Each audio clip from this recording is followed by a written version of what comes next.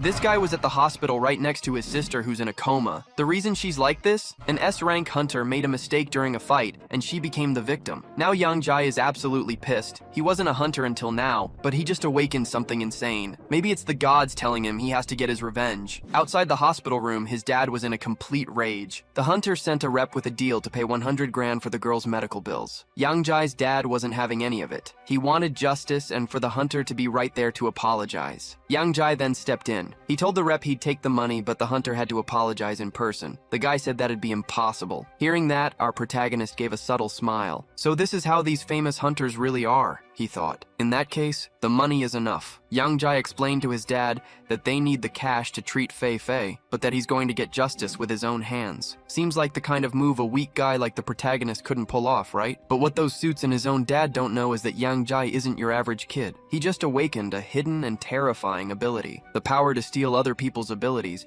and he already tested it out on his own sister and it worked perfectly. When the man left the hospital, it was already evening. He called on the phone and said that he had settled everything, though he had to add another 100,000 in compensation. Bing Chu Jr. said it was only 100,000. He praised lawyer Wang and said that he would tell his secretary later to send them the money. Their conversation ended. Lawyer Wang said that the hero likes to rest. If only he could also awaken an ability. The guy again came to visit his sister in the hospital. He told Fei Fei not to blame him for signing the contract. After all, she knows their family's situation, but she shouldn't worry about it because he will find out the truth. He doesn't believe that all this was unintentional. Some awakened ones are unworthy of being called heroes, and he will change this world. His name is Yang Jai, and he is a trainee reporter. He is a person who was unintentionally harmed by an A-rank hero. His sister was Yang Fei Fei. To implement his plan, he moved out from his parents and came to the Mingyu area. Yang Jai moved into his new apartment, where he was greeted by two girls. One of them greeted him and said, "My name is Ding Lan. The girl sitting on the sofa is Jai Wai, and there's another neighbor who hasn't returned yet." Jai Wai also greeted him. Ding Lan asked Yang Jai, "What is your name?" Yang Jai also introduced himself. Ding Lan said that new housemates rarely come these days, so why don't they celebrate this event? Jai Wai said that she is a younger student who entered this year, so she will be in the library tonight, and they can go without her. Yang Jai went to his room, stating that a celebration wasn't necessary. He had just arrived and was a bit tired, so he wanted to rest. He entered his new room and lay down on the bed. He took out his phone. The video where heroes fought monsters had become quite popular, and consequently, many videos explaining abilities had also surfaced. Yang Jai didn't remember exactly when it started, but all over the world, dark portals had suddenly begun to appear. Through these portals, monsters arrived on their planet. The planet could only stop the invasion of these monsters thanks to the possessors of abilities, who were called heroes. To prevent hunters from abusing their powers, an ability law was passed, stating that only hunters who passed the test and received a hero certificate could use their abilities. Yang Jai turned on a video, recognizing it as the one in which Yang Fei Fei was injured by a hero. He exhaled, noting that he hadn't found anything suspicious yet, but he would study the video again tomorrow. He then looked at the time. "What the hell? It was already 2:30 in the morning," he exclaimed. He needed to quickly brush his teeth and wash up because he still had a lot of work tomorrow. He left his room and saw a drunk girl. He realized this must be the last neighbor. He decided to say hello to her. The girl asked Yang Jai if he wouldn't mind letting her use the restroom. She went into the bathroom and vomited. Then she fell asleep in the toilet. Yang Jai approached her and asked if she was okay. Should he help her in some way? The girl replied that men shouldn't get too close to a girl in such a state. Therefore, Yang Jai headed towards Ding Lan's room. He knocked on her door, and Ding Lan opened it. She asked him why he wasn't sleeping yet, as it was already so late. Yang Jai apologized for the trouble, explaining that the other roommate was drunk in the toilet, and asked if Ding Lan, being a woman, could help her. As a man, he wasn't comfortable helping her with this. Ding Lan told him to just leave her there, explaining that this wasn't the first time, it was pretty late, and she had to work tomorrow. Yang Jai should also go to bed. Then she slammed the door. Yang Jai realized it seemed he was the only one who could help her. He approached the girl again and asked if she could get up, but the girl did not answer him, so Yang Jai apologized in advance. He took her in his arms, and the system immediately sent him a notification. An ability to overload the brain was detected. Yang Jai realized this girl also had an ability. The system then sent him a full description of this ability. It was an F-rank ability. Title: Brain Overload. Description: puts the brain in a state of overload for a short period of time, greatly increasing its computational abilities. Rating: good potential. The owner didn't seem to know she possessed this ability. Yang Jai laid the girl on the sofa and covered her with a jacket. He mused that this girl seemed to think she was very smart. If she studied well, she could become the best. He would still take her abilities, but in the future, he would somehow compensate her for it. The The system announced that the brain overload ability was successfully stolen. Yang Jai wondered what effect it would have on him. The system informed Yang Jai that both brain overload and mental attack belonged to mental abilities and asked if he wanted to unite them. Yang Jai decided to combine these two abilities. The system announced that the merging of abilities was complete. This was a new D+ rank ability. Name, Super Brain. Ability description, automatically sends mental attacks. A significant increase in the ability to calculate and deduce. Evaluation, this is a double-edged sword and must be used wisely. After reading all this information, Yang Jai realized he might be able to find some clues in the video of the incident in which Yang Feifei was injured. The next day, someone knocked on Yang Jai's door. He woke up and asked who was there. He opened the door and saw yesterday's girl. The girl returned his coat, the one he had used to cover her. She thanked him for helping her last night. She said her name was Lin Neishu. Yang Jai took back his coat, thinking she was the same girl from last night. He thought, now she looks so innocent. Yang Jai told her it was no problem. He had just extended a helping hand. He introduced himself as Yang 11. He then remembered something. He had taken her ability last night, even though she didn't even know she possessed a pull ability. So, he decided to ask her if she was okay. Do you feel uncomfortable anywhere? Lin Neishu smiled at him and said everything was fine. I'm already used to it, so don't worry so much about me. Just then, a man burst into his room, calling out to him, so this is how you live here now? The man noticed Lin Neishu and asked Yang Jai if he had started dating someone behind his back. Yang Jai told him not to talk nonsense. After all, this is Lin Neishu, my neighbor. The man was in shock, thinking he had been too impulsive renting an entire apartment. After all, renting an entire apartment was not very profitable. He smoothed his hair and greeted Miss Lin Neishu. He said his name was Fan Peng, and he was Yang Jai's friend and colleague. Lin Neishu shook hands with him and told him to just call her Neishu. Fan Peng then told her he was an ability user. His ability allowed him to take pictures and videos with his bare hands, so if she ever wanted some beautiful photos. But then Yang Jai intervened, telling Lin Neishu that Fan Peng had come to take him to the editorial office. They were on their way there together. Fan Peng tried to interrupt Yang Jai, telling him he hadn't finished talking and asking why he was in such a hurry. At the Lugan Publishing Company, Yang Jai began to review that video again. He activated his super brain deduction ability and started watching that video again and again. While watching the video, Yang Jai remarked, "This movement looks very strange," but he was interrupted by Fan Peng, who nudged him with his elbow and asked why he wasn't interested in flirting with girls, especially someone as beautiful as Lin Neishu. If Yang Jai isn't going to, then I will. To which Yang Jai replied that they were just neighbors, and his friends shouldn't go too far. Then Fan Peng said that from flatmates to bedmates, it's very easy. By the way, I can teach him if he doesn't know how. Then they heard screams announcing a monster's appearance. They got up from their chairs and went to the window. There really was a monster. It was a one-eyed assassin. The government announced to the public that a monster had appeared. In this monster-level disaster, people should go to the nearest shelter, and heroes were on their way. One of the heroes appeared and said that the citizens should not be afraid. After all, the superhero Spicy and Sour Noodles was already here. He wouldn't allow anything to happen to the city of Lugano. When people saw him, they were very happy, saying that he was their hero, B-rank Superman Spicy and Sour Noodles, and he had come to save them all. Meanwhile, Fan Peng, after zooming in on the image of the one-eyed assassin, said that the one-eyed assassin not only had strong defenses, but it also possessed a psychopathic melee ability. The 18 spiders who worked together would have a very hard time dealing with this monster, and the Spicy and Sour Noodles superhero might not win at all. Fan Peng turned around to repeat all the information to Yang 11, but he was no longer there, so he remarked that Yang ran very fast. He continued to watch through the window, saying that people were usually so weak, so it was time to earn some money with his ability. In the meantime, a hero named Fiery Butterfly arrived and asked the elder if he needed help. The superhero Spicy and Sour Noodles said that she was just in time to contain this monster and she should attack it. Fiery Butterfly said she understood. The heroic live broadcast had begun. The hosts were Director G and Mao Huang. Director G said that superhero Spicy and Sour Noodles was a melee hero, and he had been very selfish and narcissistic when he first appeared. Mao Huang asked the director why he gave the superhero Spicy and Sour Noodles such a review. Director G said that in order to activate his ability, he needed to eat a bowl of spicy and sour noodles. So he usually appeared after other heroes had already pretty much exhausted the monster and killed it. Mao Huang smiled and said that, as expected of Director G, he always divulged information that other people didn't know. Director G told Mao Huang to stop talking and continue watching the live broadcast of the battle. Meanwhile, the battle with this monster continued. Fiery Butterfly asked the Spicy and Sour Noodles superhero to step aside. Then, she hit the monster with her superpower, and the TV presenters continued to comment on their battle. Mao Huang declared that the monster's life was coming to an end, to which Director Ji disagreed, saying it might not be so. Mao Huang, very surprised,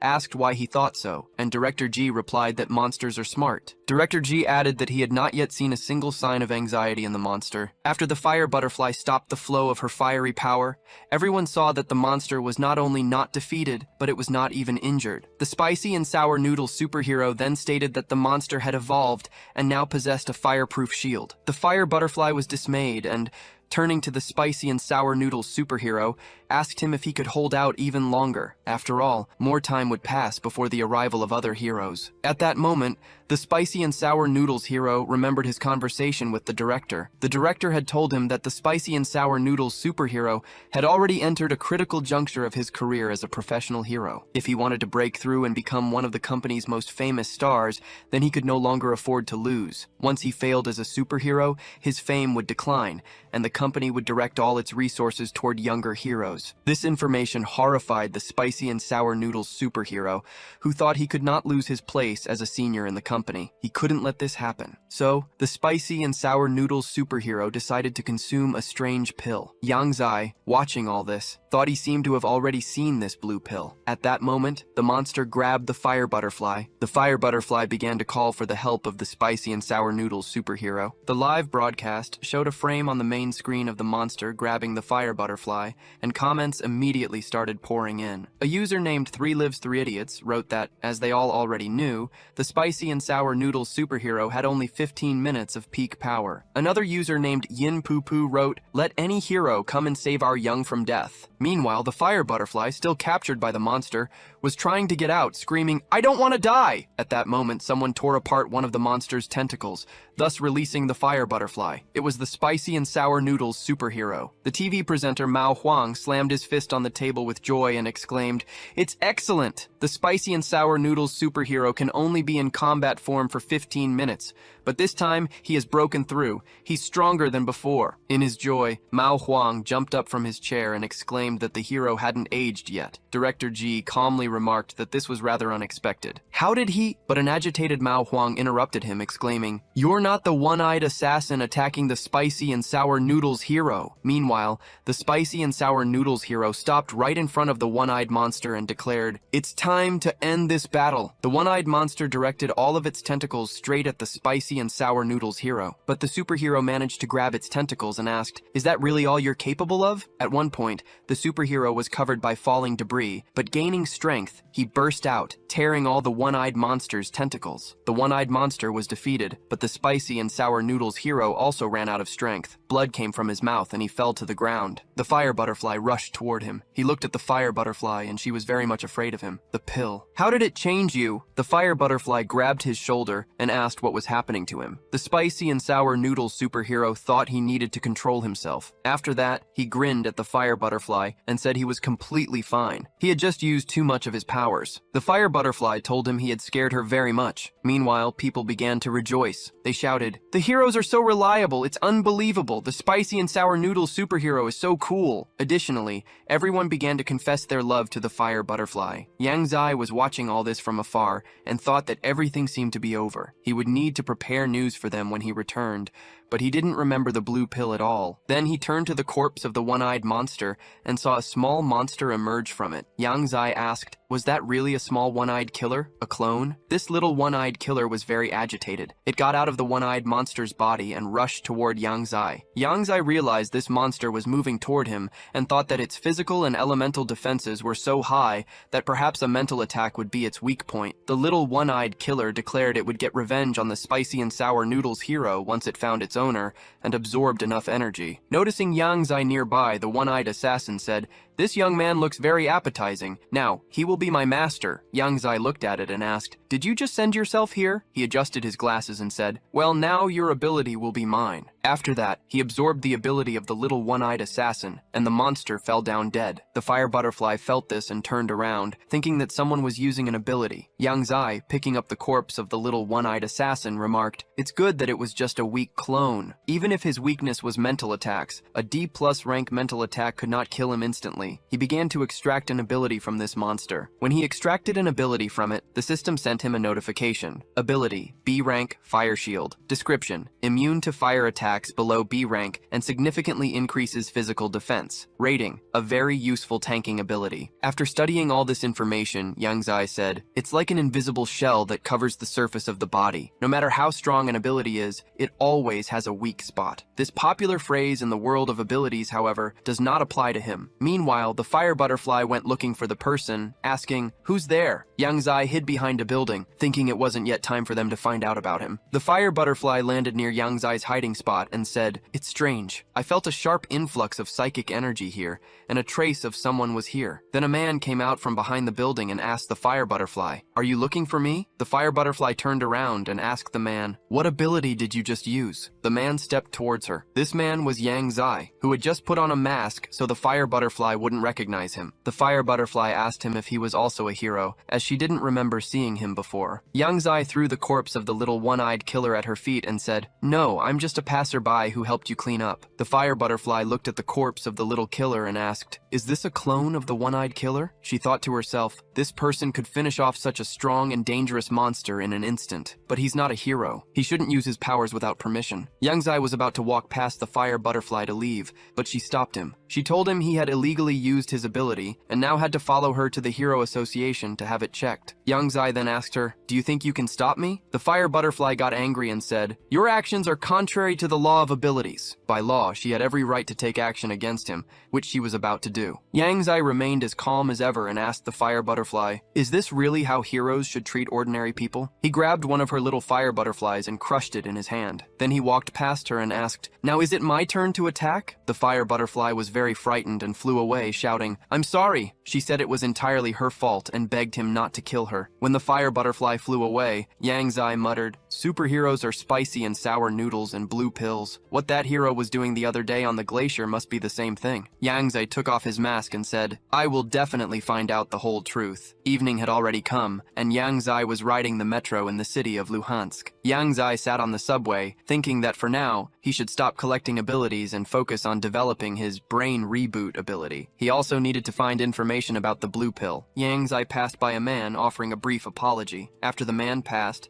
Yang Zai patted the seat next to him and realized his backpack was gone. He wondered if someone had stolen it. He immediately jumped up from his seat. He began to look around, muttering, where the hell is the rooster costume? Was it really the guy in the jacket? Had he disappeared? But they hadn't yet reached the station. He couldn't have gone far from here. Could he be someone with an invisibility ability? But then, what about his smell? Yang Zai used his brain reboot ability to enhance his senses. After using this ability, he realized the smell of the backpack came from that guy, but his aura and clothes were completely different. So it wasn't invisibility, but perhaps some kind of appearance-changing ability. Yang Zai smirked, thinking, this ability that came into my hands on its own is quite useful. Even after Yang Zai got off at the subway station, he continued to follow the man. The man muttered, today is harvest day, but he didn't understand why he was feeling nervous right now. The man turned around and saw Yang Zai. The man thought, this guy. Yang Zai just waved his hand. The man thought, how and when did he figure out I was pursuing him? Yang Zai called out to him, stop! The man ran away, muttering,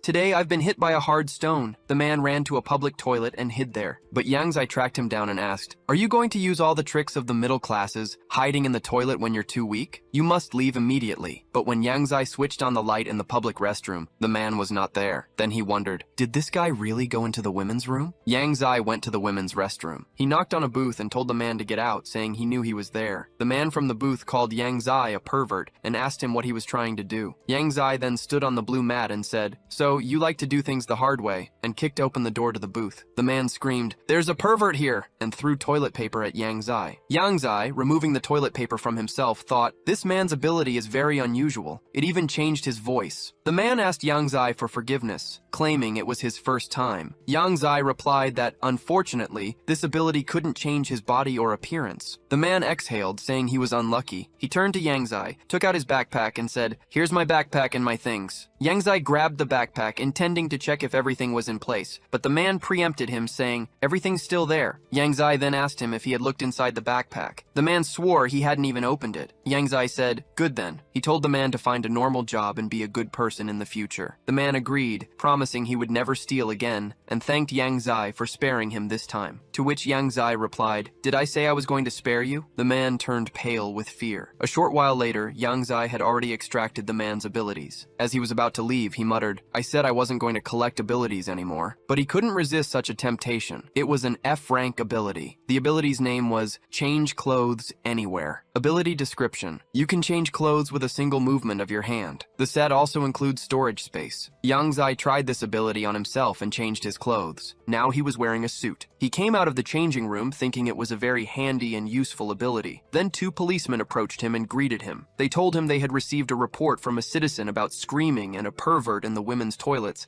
asking if he had heard anything. Yang Zai told the 2 policemen that he had heard and seen a pervert in disguise there, acting very suspiciously. The policemen groaned and told each other to go and check. Yang Zai watched as the 2 police officers carried the pervert out of the women's restroom. He mused, some ability holders don't deserve their ability, but he would definitely fix it. 1 week later, Yang Zai arrived by taxi and was met by his friend, Fan Peng. Fan Peng waved to him and said, "At last, you're here." But Yang Zai remained as serious as ever and asked his friend what he wanted to tell him that was so important he had to call. Fan Peng approached him, hugged him, and asked him to guess who he had just seen at the nightclub. Yang Zai asked, "Whom?" Fan Peng smiled and said he had seen Yang Zai's girlfriend, Lin Nexu, there. She was there as an attendant. Yang Zai told his friend that she wasn't his girlfriend and questioned why he was telling him all this. They were already approaching the club, and Fan Peng told Yang Zai he could stop pretending in front of him. He could see for himself and understand everything. They entered the club, and Fan Peng invited him to sit at a particular spot. Lin Nexu noticed Yang Zai. Yang Zai, feeling embarrassed, and Fan Peng had already sat down at the table and ordered a cocktail. Fan Peng decided to cheer up Yang Zai, telling him not to be so sad as there were still many beauties on Earth. Today, he was in Fan Peng's territory,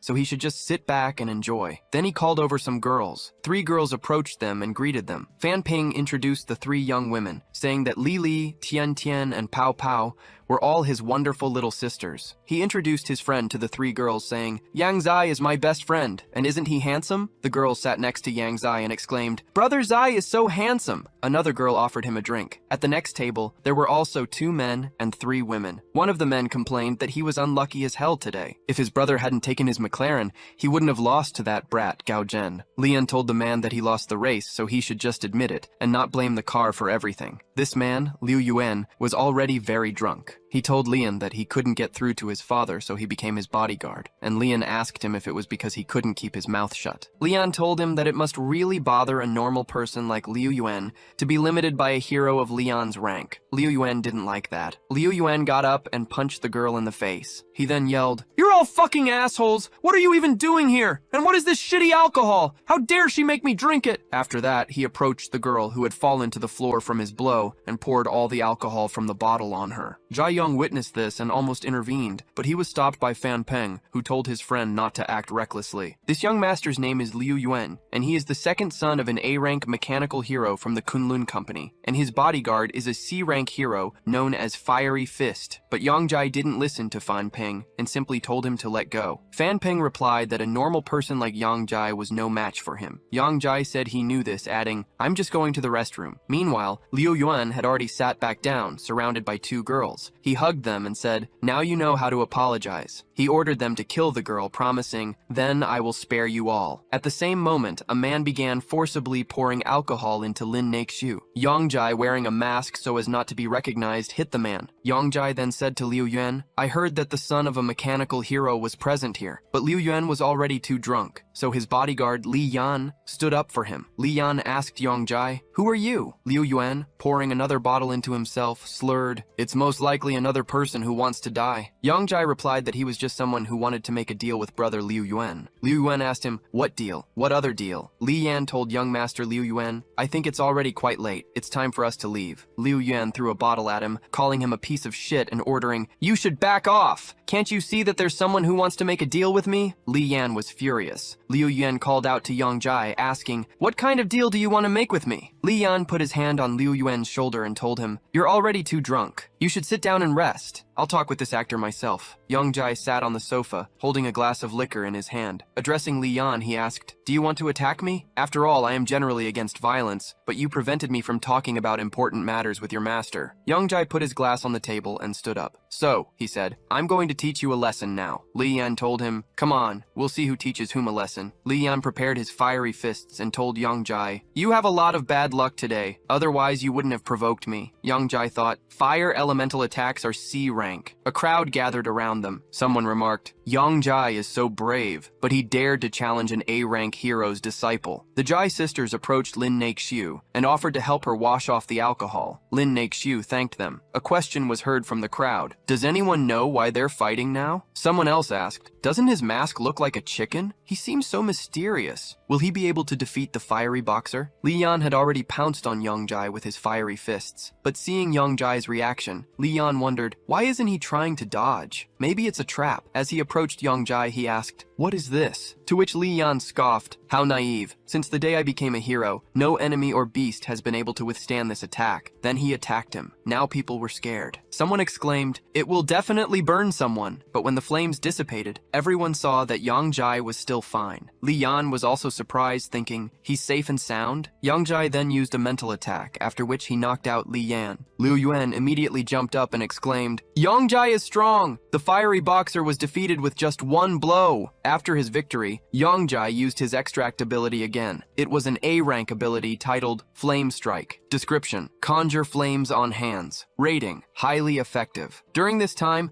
everyone had already fled, and Liu Yuan was left alone. He was also very scared. He immediately came to his senses and asked, "What the hell happened here? Did that moron lose so quickly?" Then he realized he had no other choice and asked Young-jae what deal he wanted to discuss. "How much money do you need? Can you transfer it to me right now?" But Young-jae did not listen to him and grabbed him by the throat. Liu Yuan gasped, "No! Don't you know who my father is?" Young-jae replied coldly, "Your father is a mechanical hero. So what?" Liu Yun told him, "If you kill me, my father will not spare you." Young-jae pulled him closer and said, "I will not kill you, but do you know what I want to share with you?" Liu Yun cleared his throat and asked. Young-jae asked him, "Do you want to have an ability?" Liu Yun was shocked and asked again, "What ability?" Young-jae let him go. Liu Yun cleared his throat and asked him, "Do you really think you are a god? Do you really think this is something you can just give to someone?" Young-jae told him, "If you want to receive it, you must come to this address alone in 7 days," and threw him a piece of paper with an address. After all this was over, Young-jae called his friend. Fan Peng was very worried and said,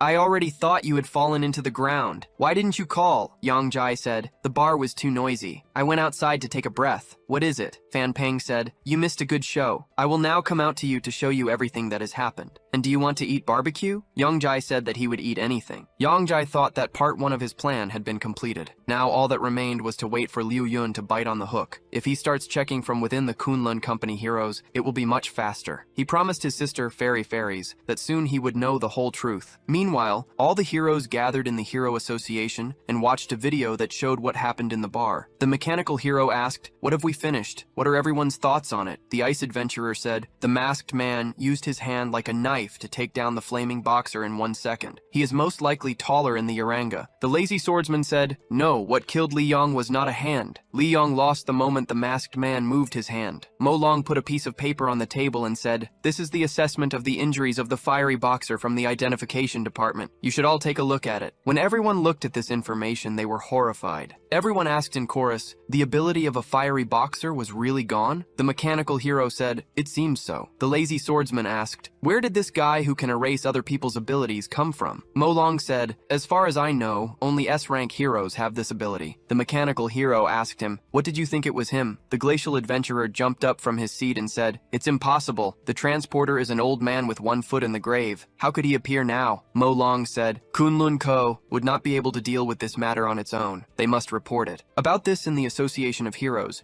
the lazy swordsman said, "Such a possessor of special abilities, how could he, depending on what company he was in, be used as a killing machine, and no one will tell about it." The mechanical hero suggested to everyone that they would not be the first to report report this. It would be their company's secret, Liu Yun's estate. Liu Yun lay on his bed. He kept thinking about what Yang Jai said to him. He thought about abilities and asked himself if he could even get one. That guy told him that this was a deal, but what does he want from him? He again took out a piece of paper with the address, but then crumpled it and said that in any case a couple more days and he would have the ability, and he doesn't care about the rest. Fan Peng asked Yang Jai why he suddenly invited him to the museum, to which Yang Jai replied that he wanted to learn more about the monsters so that it would be easier for him to run away if he met them. And he himself thought, I wonder if he can extract the ability of an S-rank monster. When they entered the museum, Yang Jai told his friend that it seemed to him that he was not trying to find out about the monsters, but to pick up girls. Fan Peng answered him, everyone knows that only beauties come here. Yang Jai pointed out the monster to him and said that he came here for it. It was an electric dinosaur monster, S-rank. It is 7 meters high and 12 meters long, a monster that appeared early on. It spewed out electricity and caused many disasters, due to which the entire city of Lugan was paralyzed. Because of him, 5 A-rank heroes, 13 B-rank heroes, and 27 C-rank heroes died. The two of them approached the statue of this monster. Yang Jai told Feng Peng that he was planning to write an article about the monster invasion. He described the monster's power, how it sends electricity. Feng Peng was delighted and said, this monster is so powerful. Yang Jai thought for a moment, if I could extract that fearsome ability. He reached out his hand towards the monster's statue, but the guard stopped him and asked, what are you doing? Yang Jai greeted the guard and explained he was a journalist who wanted to write an article about the monsters. He then handed over his identification card. The guard examined his card and asked, what journalist? The guard continued, if you want, then write your article. But here, you can only look with your eyes, not touch with your hands. Yang Jai and Feng Peng looked at each other. After that, Feng Peng distracted the guard, assuring him, it's okay, they won't touch it. Then he turned to the guard and asked, can I ask where the cutest chicks are here? Feng Peng asked. The guard asked again, what are cute chicks? Are you crazy? Feng Peng replied, oh, you know, the ones that aren't very special or rare. While Feng Peng distracted the guard, Yang Jai reached out to the monster's statue to extract its abilities. The system announced, ability extraction activated. Yang Jai thought, I can sense this ability, but why is it so difficult to extract? After some time, however, he still managed to do it. The system announced, extraction complete. Yang Jai acquired the ability, but when he decided to view the ability's characteristics, he was shocked. The system had not provided any information about it. Later, however, the ability's characteristic nevertheless manifested itself. Yang Jai was even more surprised and then annoyed. It was an E-rank ability. The name of this ability is electricity. Description, can create an electric ball. Rating, can be used to charge your phone. Yang Jai was very disappointed. I just extracted an E-rank ability from an S-rank monster, he muttered. He wondered if his own ability had weakened,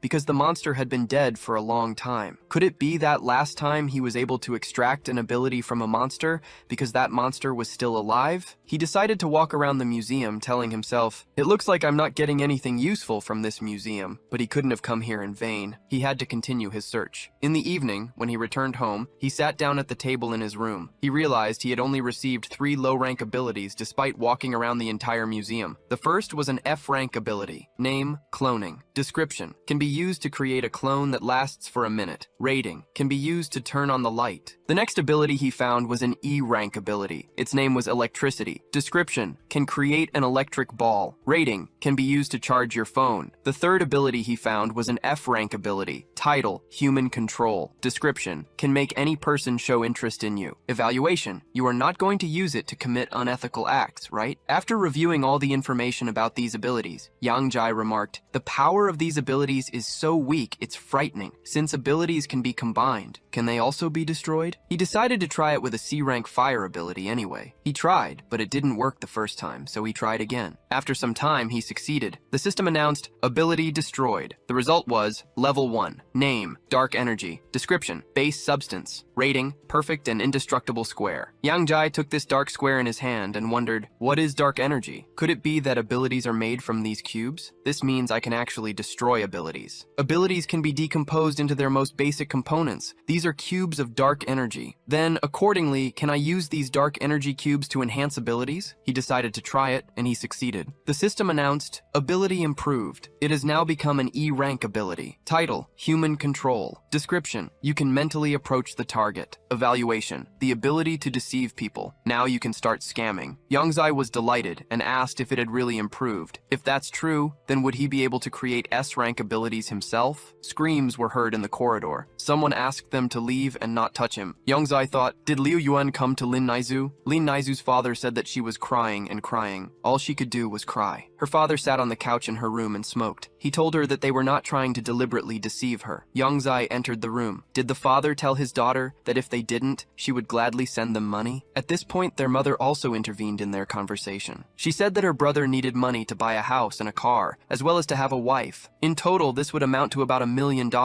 Where would they get such money from? Lin Naizu could not stand it, and asked if they had really deceived her when they said that her father was very sick and needed money urgently. Do they have any idea how desperate she was when she found out her father was ill? She worked 4 shifts from morning to night just to earn this money as soon as possible. Her father just said that they thought she'd just go as far as she could first, and he'd find ways to get the rest a bit later. The lineage of our Lin family cannot end with us, right? Lin Naizu asked if this was just a way to bring her home and sell her to a man she didn't even know. Her mother approached her daughter and said that even if this person did not receive a higher education, he was honest and kind. He would not treat her badly. At this point, Lin Naizu could not stand it at all and asked, "What's wrong with your way of thinking? Where did the 50,000 she sent them a week ago come from? It's because she was a bartender and waitstaff. She became an escort. Do they understand that?" Her parents were horrified by this information. Her father got up from the couch and asked what she had just said. "She ruined the reputation of our family." He called his daughter names and, waving his hand at her, said that he would beat her. Lin Naizu told her father to hit her because those clients hit her harder than he ever did. But Yang Jai came to her aid. He told her father that everything could be discussed because she was still their daughter. Her father was simply furious and asked, who was he to get into their family showdown? He punishes his daughter. Who was he to stop him? Yang Jai thought that her father did not regret it at all, but he looked at her mother and realized that, it seems, her mother regrets this. He decided to help a little and see if he could help Lin Naizu. He activated the ability to control a C-rank person. After that, Lin Naizu's mother hit his father and said, enough was enough. She said that his daughter even became an escort because of him. Is his heart made of stone? Her mother went to Lin Naizu and hugged her. She told her daughter that her mother had hurt her, but she was always her dearest child. Her father also remembered his mistake and sighed. He said, okay, then her brother will earn everything on his own. Lin Naizu said that everything is fine as long as people understand it in time. Besides, who in this world would not feel sorry for his own family? With these words, Yang Jai remembered his sister, who was in the hospital. The next morning at the railway station, Lin Naizu saw off her parents. She told them to be careful. On the way back, she will visit them for the new year. Her mother told her that it was good and told her to take care of herself and not do more stupid things. When her parents left, Lin Naizu thanked Yang Jai for seeing her off, and now they have to go back. Yang Jai handed her the coffee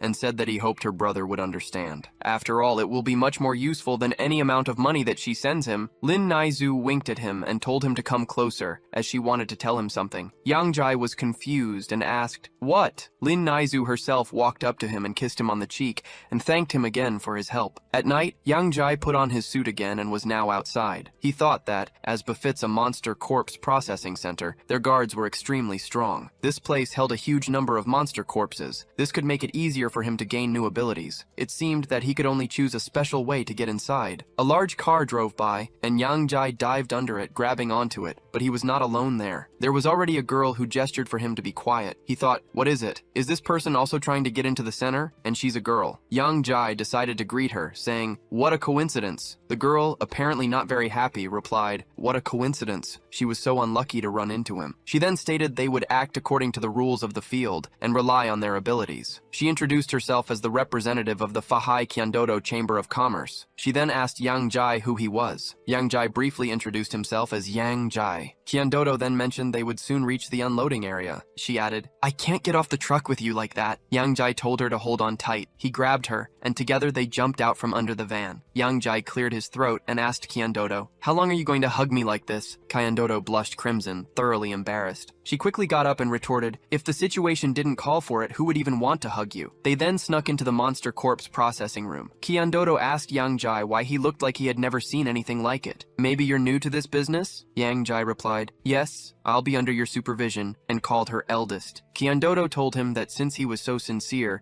she couldn't stop him from following her. They entered the room and found the corpse of a huge monster. They approached it, and Kyandodo explained that the boss needed white hair from the chest of the werewolves, so he would have to carefully cut them off. She took out a small box and, turning to Yang Jai, laughed evilly. My storage bag ability can store many things in it. It's cool, right? Yang Jai thought, what a disgraceful name for a space ability. Kyandodo then then said they should go to the next processing room. As she turned away, Yangjai extracted the werewolf's ability. It was a rank D ability. Metal transformation. Description: can change the appearance of any metal. Rating: the dream of any car service owner. Suddenly the alarm went off. They both startled. Kyandodo exclaimed, "An alarm went off! Have we been discovered?" They heard the door open, and a man in a white coat stepped out. He looked very scared and cried out, "The monster isn't dead!" The monster then declared him to be its tentacle, and dragged the man along. The man screamed for help. Yangjai and Kyandodo hid in the next room. Kyandodo grabbed Yangjai and asked, "What was that just now?" She then asked Yangjai if he could support her a little, as her legs had completely weakened. But then, one of the tentacles touched her and dragged her away. Yangjai decided to use his Force Fire ability. Kyandodo yelled at him, "Save me!" But the Force Fire ability did not help him. Yangjai ran after the monster thinking, "This thing is very fast!" As he held on to it, he noticed metal posts everywhere. Metal was everywhere. He decided to use his rank D ability, Metal Transformation, and severed one of the monster's tentacles. Kyandodo fell to the ground. Yangjai ran up to her and asked, "Are you okay?" Kyandodo freed herself from the remnants of the tentacle and said, "These tentacles have hooks, and it hurts a lot." Her t-shirt was almost completely torn. The two of them looked in the direction of the monster, and Kyandodo asked, "What kind of monster is that? How could it come back to life?" Yangjai replied that they would find out after they saw it for themselves. They got closer to the monster and saw what it looked like. It was very scary. Instead of a head, it had a huge skull with giant fangs. It also had many captives who begged for help. Yangjai and Kyandodo. When Yangjai and Kyandodo saw all this, they were horrified. They were speechless, not knowing what to say. This monster had tentacles that even popped out of its eyes. When Yangjai finally managed to get out of his stupor, he decided to use his metal transformation ability. Thus, he tried to defend himself against the monster's attack. Kyandodo told him that his current method was becoming less and less effective. He needed to think of some other way, but Yangjai didn't yet know exactly what to do. Kyandodo was already very frightened. She said that she would definitely die now, that they would eat her. Yangjai looked around at the hellish scene. He thought that it couldn't go on like this, but then he spotted some cans of gasoline. He told Kyandodo not to be afraid, because he had an idea. He would protect her. Kyandodo asked what kind of idea he had, but Yangjai didn't answer. Instead, he used his ability to propel the gas canisters towards the monster. After that, he used another ability to ignite the gasoline. The freed captives immediately took to their heels. Someone shouted that they had to run while they still could. Yangjai and Kyandodo did the same. A tentacle lunged at Kyandodo, but then an old man appeared and cut the tentacle. The old man was very angry. He told them, "So, you're the ones, and you're the thieves who revive monsters to attack this place." Kyandodo started arguing with the old man. She asked him, "Who are you? And why are you spouting such nonsense as soon as you appeared?" The old man put away his weapon and said, "What a disrespectful child you are. When I was in my prime, you were still drinking milk." Kyandodo was furious. She told him that he was being very disrespectful for an old man. Yangjai realized that this was indeed Duan Xuelu, the hero who defeated King Kong Berserker 10 years ago. Yangjai stepped forward, blocking Kyandodo. He turned to the old man and said, "Senior Duan." Elder Duan said, "Yang, you're more respectful. I'll deal with him when I finish dealing with this monster." Yangjai thought, he's an A-rank hero. But why is he here? In a cadaver center. Old man Duan rushed to attack the monsters, using the North Star Attack Style 1, Greedy Wolf Attack. Watching all of this, Yangjai said, "As expected from the legendary inherited power called the North Star Attack. Each one is an advanced technique. Even those with S-rank abilities would have to take a few steps back." Kyandodo was also fascinated by the technique and exclaimed, "It's so cool." But the monster grew even more enraged. It became twice as fast. But the old man didn't lose his head. He applied the Polar Star Attack Style 2, Hunger for Heaven. He then decided to finish off the monsters and use the abilities of the Water of Heaven.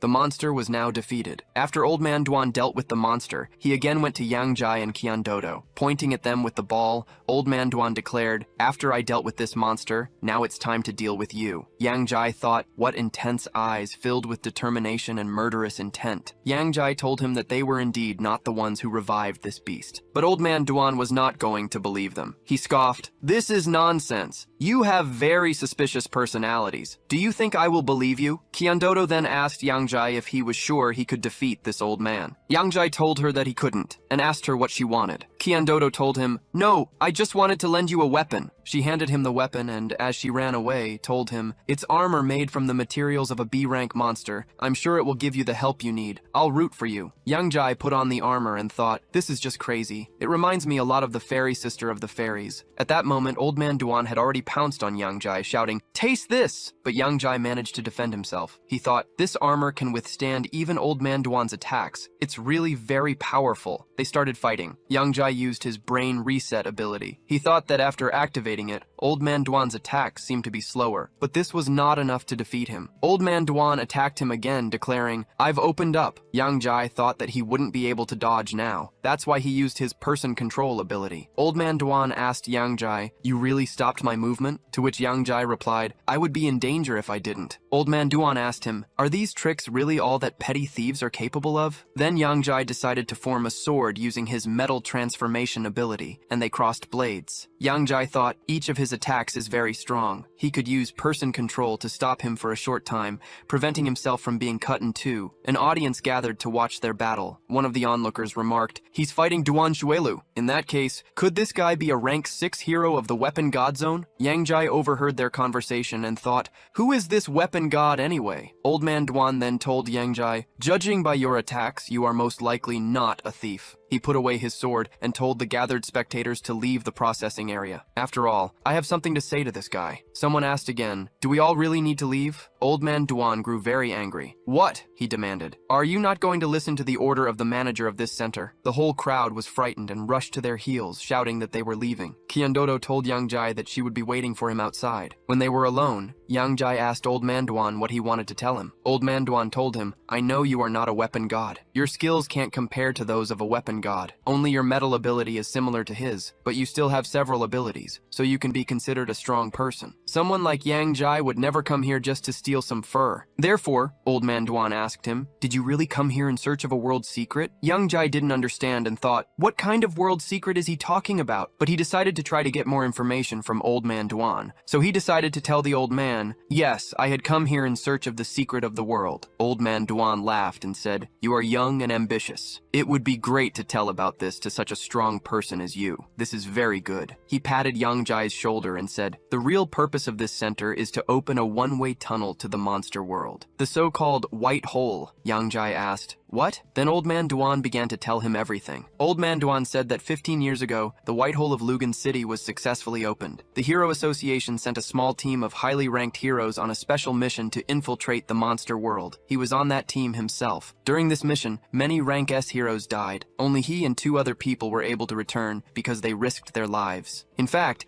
every monster corpse processing center is built on the weakest points of the earth. As long as they continue to burn monster bodies at these weak spots, they will be able to open a white hole that leads to the monster world. Yang Jai listened to his story and asked, "What then? How about that revived monster?" Old Man Duan said, "This is something we can't say to the outside world. In fact, this is a mutation of a monster that was affected by a white hole. The people on this planet are like animals trapped by beasts. Only when they gather humanity's strongest forces will they have a chance to defeat them." After the story, the old man turned around and told Yang Jai that he could go. After all, no matter what organization he is in, they must remember, they are all part of humanity. The next day, in the office building, the woman reported to the director, "Old Man Duan Xuelu continues to do stupid things. How could he tell such things to the outside world?" The director replied, "Even if he hadn't told this, sooner or later other organizations would have known about it. It's impossible to keep the world's secrets only among ourselves." The woman then informed him that the video conference from headquarters was ready. The woman on the video call said that more than 25 people were already participating, and they had fulfilled all the necessary conditions for the consideration of the Category S case. Regarding the report from the Hero Association of Lugan City, they needed to start a conference. Should they tell the truth to the hero associations that are promoting heroes? Yang Jai visited his sister, Yang Feifei, again in the hospital. He asked her what she knew. He had been told a harsh truth today. After talking with Old Man Duan, Yang Jai left. Everyone started whispering. Someone asked what happened inside. Had he really defeated Old Man Duan Xuelu? Kai and Dudu called out to him, asking if he was okay. Yang Jai thought that he couldn't let other people know about his abilities. He said he was fine, and then asked Tiandodo to look into his eyes. Tiandodo asked, "What is it for?" Yang Jai used his ability to control a person. He told her to forget that he had used the powers of fire and metal. She should remember that he brought her this armor,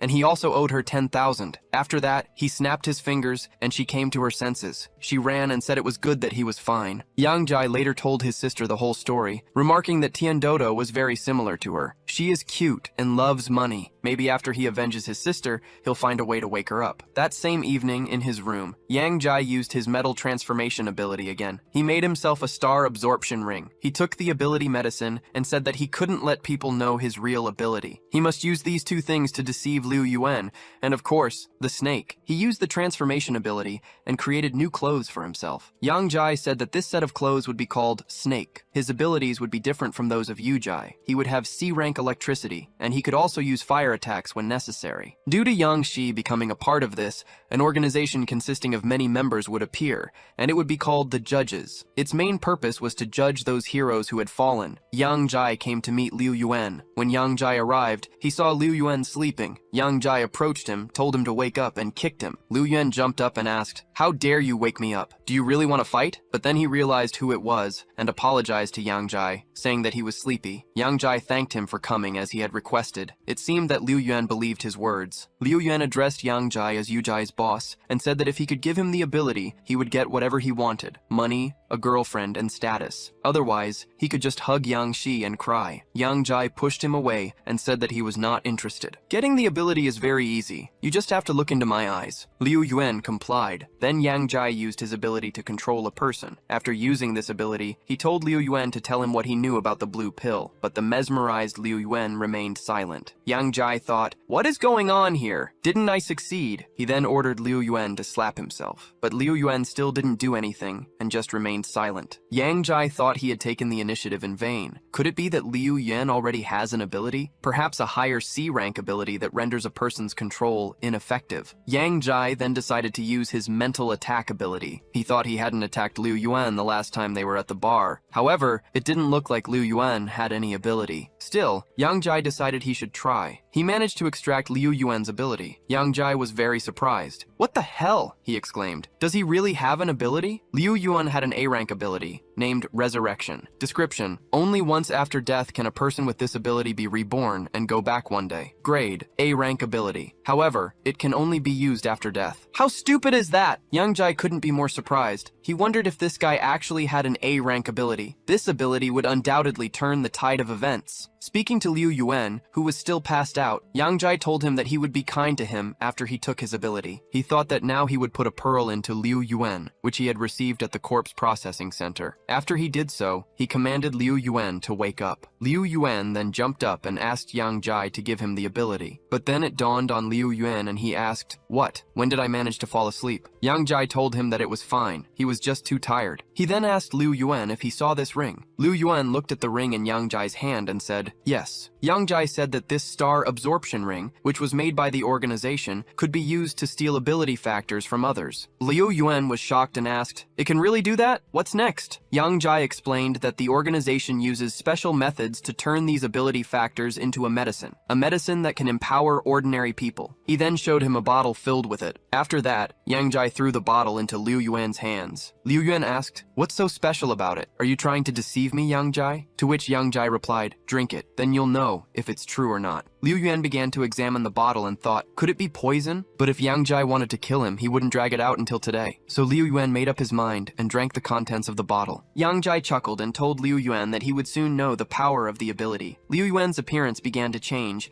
and he exclaimed, "My whole body is on fire!" Yang Jai looked at him and thought, it really has nothing to do with medicine. It is I who controls the pearl of ability at a distance. For a moment, Liu Yuan turned into a werewolf. He asked, "What is this?" Yang Jai answered him, "This is the ability to transform," and asked him what he thought about it. Liu Yuan asked, "Is this really an ability? My brother can turn into a dragon. Am I weaker or stronger than him?" To which Yang Jai replied that his brother had an E-rank ability, while Liu Yuan only had an F-rank. Liu Yuan was furious. "An E-rank?" he asked. "But between F-rank and E-rank, there's a difference of 3 ranks. Yang Jai cleared his throat. He told Liu Yuan not to worry, as he had just joined the organization, so they could only give him F-rank medicine. Liu Yuan made a pitiful expression and began to choke back tears. Seeing his expression, Yang Jai thought, this Liu Yuan has turned into a werewolf. But why is he so stupid and cute like a husky? Yang Jai told him that since they would have to work together, he changed it to an E-rank for him. After listening to Yang Jai, Liu Yuan thought that it really followed from this. that they had other abilities in the organization. But then, didn't this mean that one day he himself would become stronger than his father? Liu Yuan joyfully hugged Yang Jai again, calling him father. He asked him if he could change it to an A rank for him. Yang Jai, trying to fight off Liu Yuan's strong hands, asked, "Who are you calling your father?" Liu Yuan told him that he would then call him his godfather. He had never before met a man who was so kind to him. Yang Jai told him that he didn't have one. Even if Liu Yuan called him godfather, his organization had its own rules. Liu Yuan could only earn his place once he made enough achievements. Liu Yuan accepted this, saying that the godfather arrangement was good. He then asked what kind of organization they were. Yang Jai asked him to listen carefully. He explained that their organization was called the Judges. It was created by a single powerful man, and under the boss were 12 zodiac leaders. Yang Jai himself was the rooster of the 12 zodiacs. Liu Yuan asked if someone as powerful as his godfather was merely a leader. How powerful, then, was the boss? Yang Jai told him not to try to guess it. After all, the boss was not someone who often showed his face. He was very mysterious. Liu Yuan then asked Yang Jai how he could quickly earn his achievements. Yang Jai told him that, of course, achievements were earned by completing tasks given by the organization. Yang Jai currently had a task for him. Liu Yuan would use his identity as the young master of the Kunlun company to search for information about the so-called blue pill. Liu Yuan asked, "What kind of blue pill is this?" Yang Jai said that it seemed to be a pill that could increase one's strength. He had come to Lugan for the same reason, to learn about the forces behind this thing. Liu Yuan's eyes lit up as he asked if this pill could really increase someone's strength. What was this wonderful thing? To which Yang Jai replied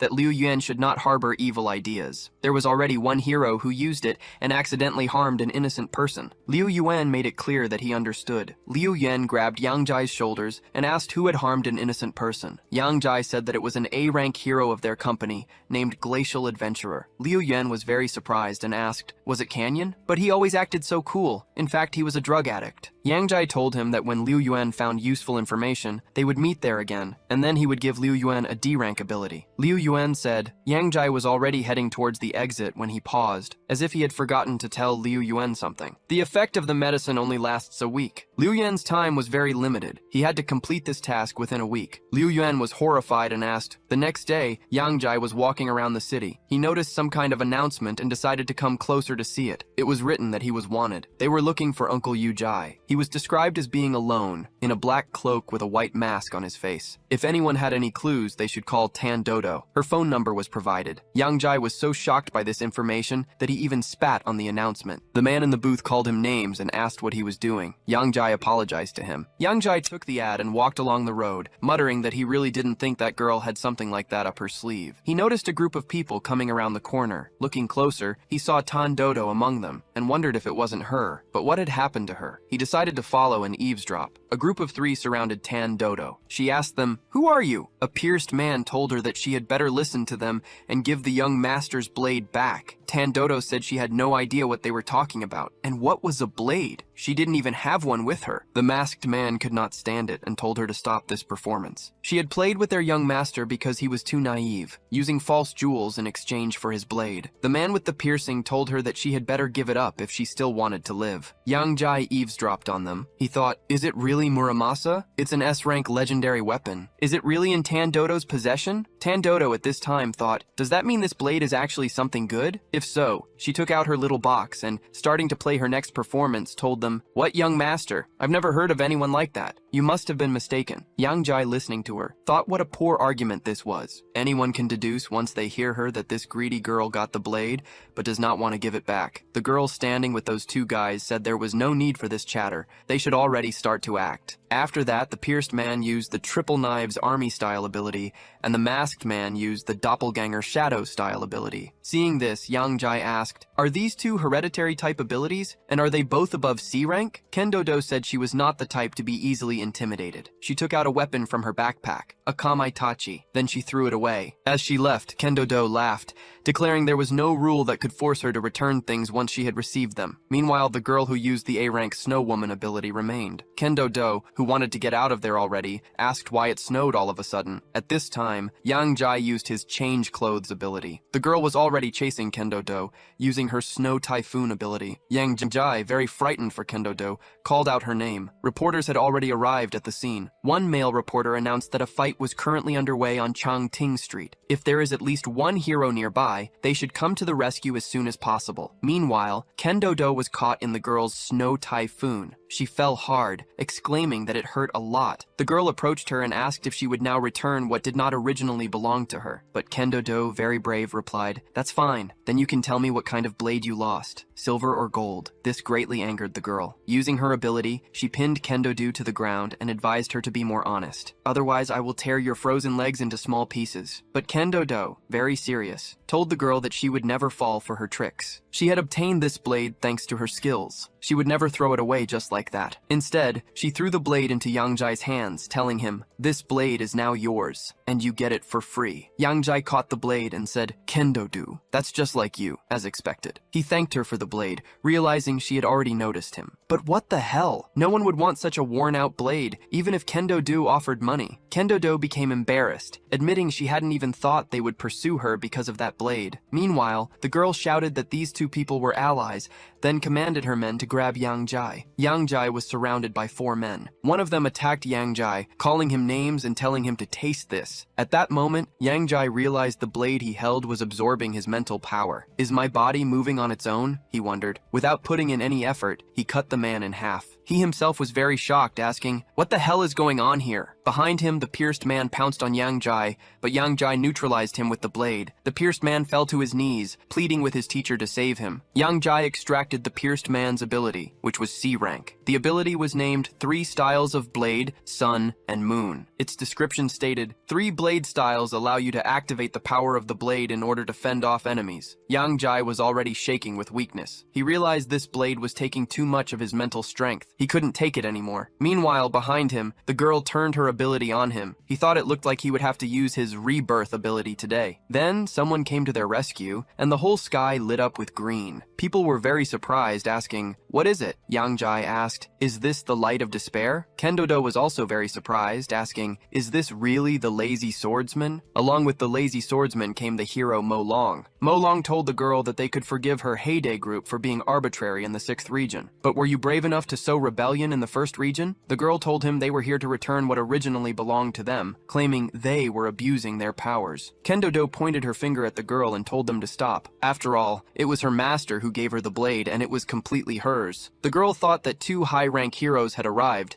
and she had no chance of winning. First of all, she had to ensure her own safety. Cayenne Dodo tensed, sensing the girl was up to something, but the girl showed no signs of defeat. She continued to use her freezing ability. The girl turned to the heroes and stated that even if they killed her people, she would leave the city of Lugam and spare her own life, provided they returned what originally belonged to them. Mo Long chuckled, telling the girl that no one had said she could leave the city of Lugam. He added, "Do you really think the 1st region is a place where you can just come and go at your own will?" He then turned to the lazy swordsman, indicating that the girl was his responsibility, while he himself would go and test Yu Jai's abilities. The lazy swordsman warned him that the company intended to recruit Yu Jai, so he shouldn't overdo it. Mo Long had already moved to attack Yu Jai, stating that he was merely helping to resolve the issues between them. Yu Jai decided to defend himself with his blade, but when Mo Long struck the blade, Yu Jai was sent flying a great distance. Kian Dodo was very worried about Yu Jai. Mo Long then asked, "Is that really all you've got?" The girl exclaimed that if this continued, she might die. She then activated her Absolute Zero ability. Then the lazy swordsman unleashed his Blade of Strong Wind ability. He repelled all of the girl's attacks and even struck her, but the lazy swordsman claimed he hadn't actually hit her. Cayenne Dodo retorted, "That's not true. Didn't she just crash down?" The lazy swordsman informed her that it was merely an illusion. "She's escaped," he stated, "but she must still be somewhere nearby." However, they then noticed that Yu Jai's brother was also missing. Yang Jai himself hid behind the corner of the building, cursing the damn blade. It had left his body without a drop of strength. How would he cope with this threat now? But wait a minute. If this was a weapon from a monster, would he be able to extract an ability from it? He decided to try. The system announced that an ability extraction had occurred. Yang Jai also received 2,500 units of dark energy. Yang Jai then transformed the blade into black cubes. He realized that even though he couldn't extract the pearl of ability, he had gained a bunch of dark energy cubes. The blade's materials must have come from an S-rank monster. What kind of ability did he need to improve to be able to go against the dragon? He took the ability sphere, and the system sent him a message. Evaluation of this ability. D rank abilities. Ability name, Metal Transformation. Yongjai decided to try another. He then acquired an A rank ability. Ability name, Metal Control. Description: it is possible to control all metals within a radius of 1,000 meters. The maximum weight of the controlled metal is 100,000 tons. Ability assessment: the person who possesses this ability is probably now an Iron Man. The girl felt it too. Yongjai realized he could feel every object made of concrete and metal. He could feel cars, planes, and buildings. Finally, he had the opportunity to fight someone properly. Just then, the girl decided to attack him from behind, but Yongjai sensed it and repelled her attack. The girl, however, wasn't going to give up so quickly. She continued to attack Yongjai. Yongjai repelled all her attacks. The girl was horrified, asking, "How is this even possible?" Yongjai grabbed her. The girl commanded him to let her go immediately. Yongjai told her not to move, adding that he would be more gentle when it came to girls. The girl asked him what he intended to do, but Yongjai didn't answer her. Instead, he extracted her ability. It was an A rank ability. The name of this ability is Snow Woman. This ability summons a snow woman to help in battles. A person can also choose to merge with the snow woman, allowing her to enter their body. Yongjai thought it was just an elementary ability, but he had no idea that it was a summoning type. This is literally the main dream of all men. The girl assumed her true form and fell to the ground. NCI picked her up. Then the lazy swordsman and Mo Long appeared from around the corner. Mo Long asked the lazy swordsman if that was really the passerby he had knocked down. The lazy swordsman wondered if his aura had changed. Yongjai put the girl down and said that she was not a passerby. She was a snow woman, but he had already dealt with her. Mo Long was furious. He asked Yongjai if he was really mocking him. How can such trash? How can he defeat a snow woman? To which Yongjai calmly replied that they could fight him to make sure. He asked them which of them would be the first to attack him, or would they both attack him? Meanwhile, a male reporter went live. He asked if he hadn't misheard. This guy wants to go up against two, despite the fact that they are both A-rank heroes? Why? Their evil dragon is able to take down this guy with just one finger. But does he look like he's bluffing? One of the people who watched this report said that he had already become a fan of that guy in the black robe. Someone else said that this guy is very intimidating. The male reporter was very enthusiastic. He asked, "What does it mean? Is there really going to be an exciting 1 versus 2 scene?" Mo Long said that despite the audience trying to inflame this topic, he would not team up with the lazy swordsman in order to defeat him. After all, A-rank heroes would lose their dignity. Yongjai said, "What a pity. After all, a 1 against 2 battle would be very exciting." Mo Long told the lazy swordsman that in order to defeat an opponent, you need to understand them. But the lazy swordsman didn't listen and said he already knew. Mo Long noticed the ring on Yongjai's hand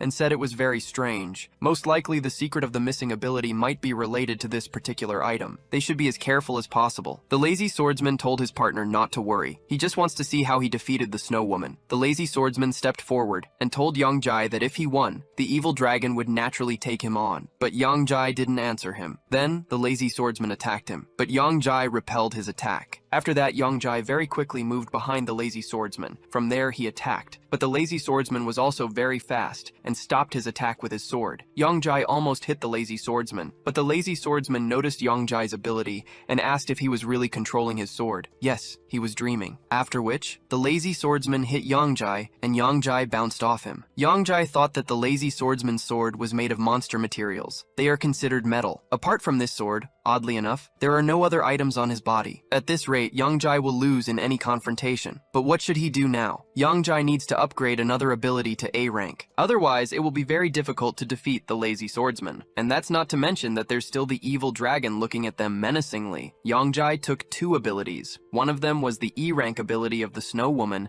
and the other was the E rank ability of human control. He mixed them, resulting in a new E rank ability, control of puppets. The ability description states it can perform illusory interference on E rank targets and brainwash targets below B rank. It also allows the user to activate their power for 10 years and enter the body of a puppet for 2 hours daily. Currently, the number of puppets is 0 out of 3. Ability score. This was an extremely shameless ability. After learning it, Yongjai declared he would not use it for shameful acts. Just then, the lazy swordsman shouted, asking what he was doing as they were still fighting. Yongjai told him not to be so impatient. He then used his new ability, and the lazy swordsman saw a woman who asked if he truly intended to point his sword at his sister. The lazy swordsman fell into a stupor. After Yongjai dispelled the illusion, the lazy swordsman asked, "Are those really mental abilities? Yongjai, do you truly have a double ability?" Yongjai told the lazy swordsman he had found out too late. He hadn't expected a lazy swordsman who wields the intent of a storm ball to have such a weakness. Furious, the lazy swordsman pounced on Young Jai, exclaiming, "Yes, I knew!" Was it his late sister? He couldn't do it. The lazy swordsman was already exhausted. Seeing this, the onlookers were shocked. They were very scared. Someone shouted for him to get up, while another man declared, "It's over!" The lazy swordsman lost, and now they could only hope the evil dragon would be able to defeat him. Another man remarked that Young Jai had defeated the lazy swordsman so quickly he almost became a fan. The live broadcast host reported that the lazy swordsman was sitting stunned on the ground. But could the man in black use a mental attack? The lazy swordsman had been on alert against a metal ability, but he hadn't expected his opponent to hide a mental ability. Both of the lazy swordsman's hands were shaking. It seemed victory was already a foregone conclusion. Jandudu, standing next to a reporter, told Young Jai he was doing well. She had thought the lazy swordsman would kill him, but if he died, who would return her 10,000? Young Jai thought, is someone really complaining about me? Molong then approached the lazy swordsman and told him he had done a very good job. He made Young Jai use his last resort. Now the lazy swordsman should leave everything to him. The lazy swordsman warned Molong not to look him in the eye. If he did, the person he cared about most would appear before his eyes. Molong then went to fight Young Jai. Seeing him, Young Jai asked, "Has the evil dragon himself finally appeared?" The evil dragon told Young Jai that, in his opinion, this battle was of great importance, and offered him a bet. Young Jai replied that it would be very interesting to know what he would wager. The evil dragon proposed that if he lost, he would reveal the secret of this ring. Young Jai responded, "Of course you should come and pick it up yourself, if of course you can do it." He then thought, fortunately the evil dragon isn't stupid. He's showing off here just so everyone will pay attention to the star absorption ring. The evil dragon didn't wait, immediately rushing to attack Young Jai. Young Jai was surprised, thinking, what kind of speed is this? An evil dragon is even faster than a lazy swordsman, but Young Jai managed to bypass the evil dragon's attack. However, the evil dragon still managed to hit him. The male reporter continued his live broadcast, stating that the man in black's mental ability couldn't keep up with the evil dragon's speed. The evil dragon then asked Young Jai, "Is it really a double ability? This is hardly acceptable." Young Jai stood up after being hit by the evil dragon. He cleared his throat, thinking, this guy has very high speed and a strong attack, and the evil dragon's scales on his body provide a high level of protection. An evil dragon can also spit fire. It's so illogical. The evil dragon told Young Jai, "That wasn't bad. You have pretty strong bones." But Young Jai didn't answer him. Instead, he used his puppet control ability. The evil dragon fell into this trap. He saw his brother, Luke Ewan, who was telling him it was very painful and that he had to save him. The evil dragon grabbed his head and yelled at Young Jai, "How dare you turn into my adored brother? I'm sick of you." After that, the evil dragon transformed into an earthen dragon of black flame. Young Jai was very surprised and asked, "Has the illusion been destroyed?" This angered the dragon even more. Meanwhile, the reporter continued his live broadcast, exclaiming, "Today, we unexpectedly witnessed the second phase of the evil dragon's transformation. This reporter has no choice but to admire this masked man. After all, he actually forced the evil dragon to this point." Meanwhile, the evil dragon attacked Young Jai, but Young Jai tried to stop him. Then the evil dragon asked him, "Do you really think you can stop me with these metal spikes?" Young Jai chuckled and asked the evil dragon, "Have you really become a drill? Then try to catch up with me." Young Jai then rose up using his ability. The evil dragon asked him, "Do you really think you can escape from me by flying?" The evil dragon himself then rose into the sky, but Young Jai didn't plan to give up so easily either. He managed to grab the evil dragon and tie him up with his iron bars. The evil dragon was very shocked at first, but he gathered his thoughts and asked Young Jai, "Have you already forgotten about my black flame?" Malekov, the reporter, continuing his live broadcast, commented, "The evil dragon's black flame has melted metal before. Surely these metals won't last long this time." Jai and Dodo slapped the reporter for this. They declared, "Brother Yu Jai isn't just strong, his tactics and strategies are also outstanding. He wouldn't do something useless." But everything was not playing in the evil dragon's favor. He tried to melt the bars, but he didn't succeed. He asked, "I can't melt it down?" Young Jai, meanwhile, thought, "This is a fire-resistant shield of rank B. It won't melt if he burns it only once." Young Jai then began to attract metal from everywhere. The evil dragon was very shocked and exclaimed, "It's the same." But Young Jai interrupted him, stating, "This is metal control." Young Jai then called out to the evil dragon, "Fall, Titan's fist." People were terrified and tried to escape. The evil dragon was also scared and asked, "Will I really die like this?" After that, Young Jai brought down all the metal he had collected. Everyone started running away from the area. Malekov, the reporter, said, "Now that the dust has finally settled, we need to see if the evil dragon has survived or not." People crowded around the metal fragments and began to speculate. One person said, "Most likely the evil dragon is already dead." Another added, "It's simply impossible to survive in such a situation." Then someone noticed a fiery butterfly in the sky and asked, "What is that? Is it really not a cute fiery butterfly?" Meanwhile, the fiery butterfly, crying, kept looking for the evil dragon, asking, "Where is he?" The mechanical hero told the fiery butterfly to move away. The mechanical hero scanned the metal pile. People noticed the mechanical hero and exclaimed, "Look! It's an A-rank mechanical hero! Thank goodness he's here!" But still, the lazy swordsman of the dragon fracture managed to survive. The lazy swordsman said he was still alive, but only thanks to the psi wall. He sincerely regretted making the company lose face, to which the mechanical hero told him, "Everything's fine as long as you're alive." The fiery butterfly peeked out from behind the mechanical hero and asked, "Do you need help?" The lazy swordsman looked at the evil dragon and said, "Then I'll have to bother you with him." Meanwhile, Yongjai had already reached home and was healing his wounds. He sprayed himself with some medicine and muttered, "It hurts so much. That evil dragon knows no mercy." The meeting with the snow woman and the evil dragon last time was quite expected. His main goal is to focus on the blue pill. Currently, there are only 2 leads. One lead is a glacial adventurer, a case Yangzai handed over to Liu Yuan. The second clue is a hero of high rank, the hero of spicy and sour noodles. This hero is going to hold a fan meeting in the near future. Yangzai should definitely go take a look. In the future, he will attract even more danger. He can no longer share an apartment with other people. He must prevent their involvement. Just then, Lin Naizu came into the apartment, announcing that she was finally home. Since he didn't expect to meet her at this time, he was very scared. Lin Naizu also didn't expect to see him there,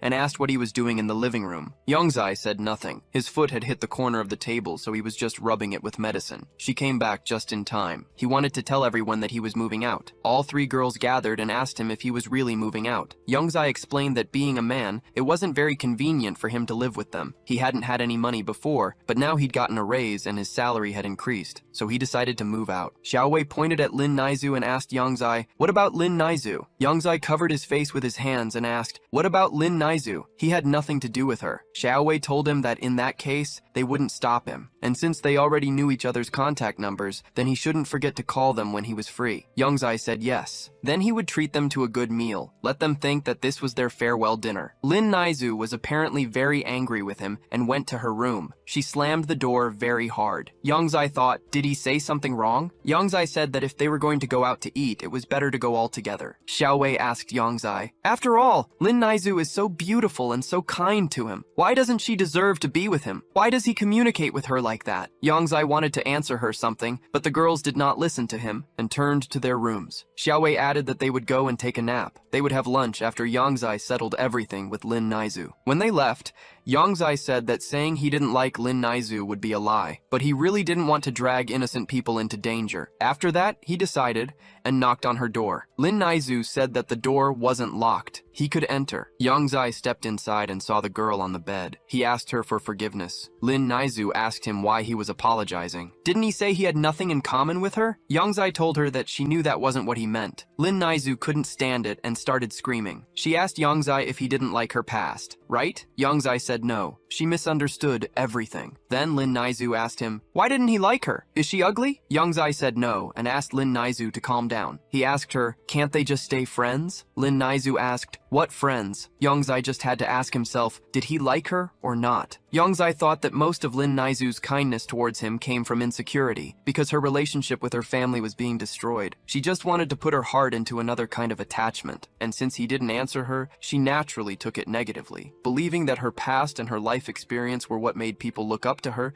she looked like a fragile porcelain doll that could break even at the touch of someone who cared about her. How could he possibly hurt her? Yongzai said that he actually was, but Lin Naizu interrupted him. Maybe he was speaking correctly, she admitted. She was too impatient and thought that after the kiss, both of them had already found each other in their hearts. But even if it wasn't the time yet, she didn't want them to become strangers. She then asked him if he could become her first official boyfriend. Yongzai exhaled and said, well, I promise it. The glacier adventurer was already very drunk and was in Liu Yuan's apartment. Liu Yuan watched him from the doorway and thought that if it wasn't for the Godfather's assignment, he wouldn't have spent so much money to invite him here to frolic. When the glacier adventurer fell asleep, asleep, Liu Yuan decided to search him. But when he found a strange box, the glacier adventurer woke up and asked him what he was doing. Liu Yuan was sweating with fear and said he was just looking for a light. Did you lose your lighter? The glacier adventurer gave him a lighter and asked where the girls had gone. Liu Yuan said the girls were waiting and asked the glacier adventurer which one of them he liked tonight, and he would ask her to take a bath with him. The glacier adventurer said, the one who wears a jumpsuit. Later that evening, when Liu Yuan invited the girl the glacier adventurer liked and they went to the bathroom, he began to search the glacier adventurer. He rummaged through his things, muttering, where did he put this thing? But soon he found it and said, here it is. He opened the box, took out a cube, and wondered if it was really sugar, but it didn't smell like gum. It smelled good, but weird. He wanted to eat it so much. But still, he overcame this desire. There was nothing in this thing, he thought. Was it really a blue pill? Then there were screams from the bathtub. Liu Yuan looked back at the doors. It scared him a lot, he thought. Was the glacier adventurer so raging in there? He took the blue pill, deciding he would steal one of the hidden ones. Then he went to the bathroom and knocked on the door. Liu Yuan asked the glacier adventurer, what's going on? Are you okay? The glacier adventurer furiously opened the door. Liu Yuan looked past him at the girl and asked, is this girl okay? The glacier adventurer quickly jumped out of the tub and began to pack his things. He said the girl was dead. Liu Yuan told the glacier adventurer that everything would be fine. You should go first, he urged. I'll ask the people from the company to sort it out. The glacier adventurer nodded. When the glacier adventurer left, Liu Yuan exhaled. He exhaled, thinking, it scared me so much to death. If the glacier adventurer found out, I would have died. The glacier adventurer, sitting in his car, was very angry. He threw down the box of blue pills and cursed. How many times has it already been? Ever since I started taking this remedy,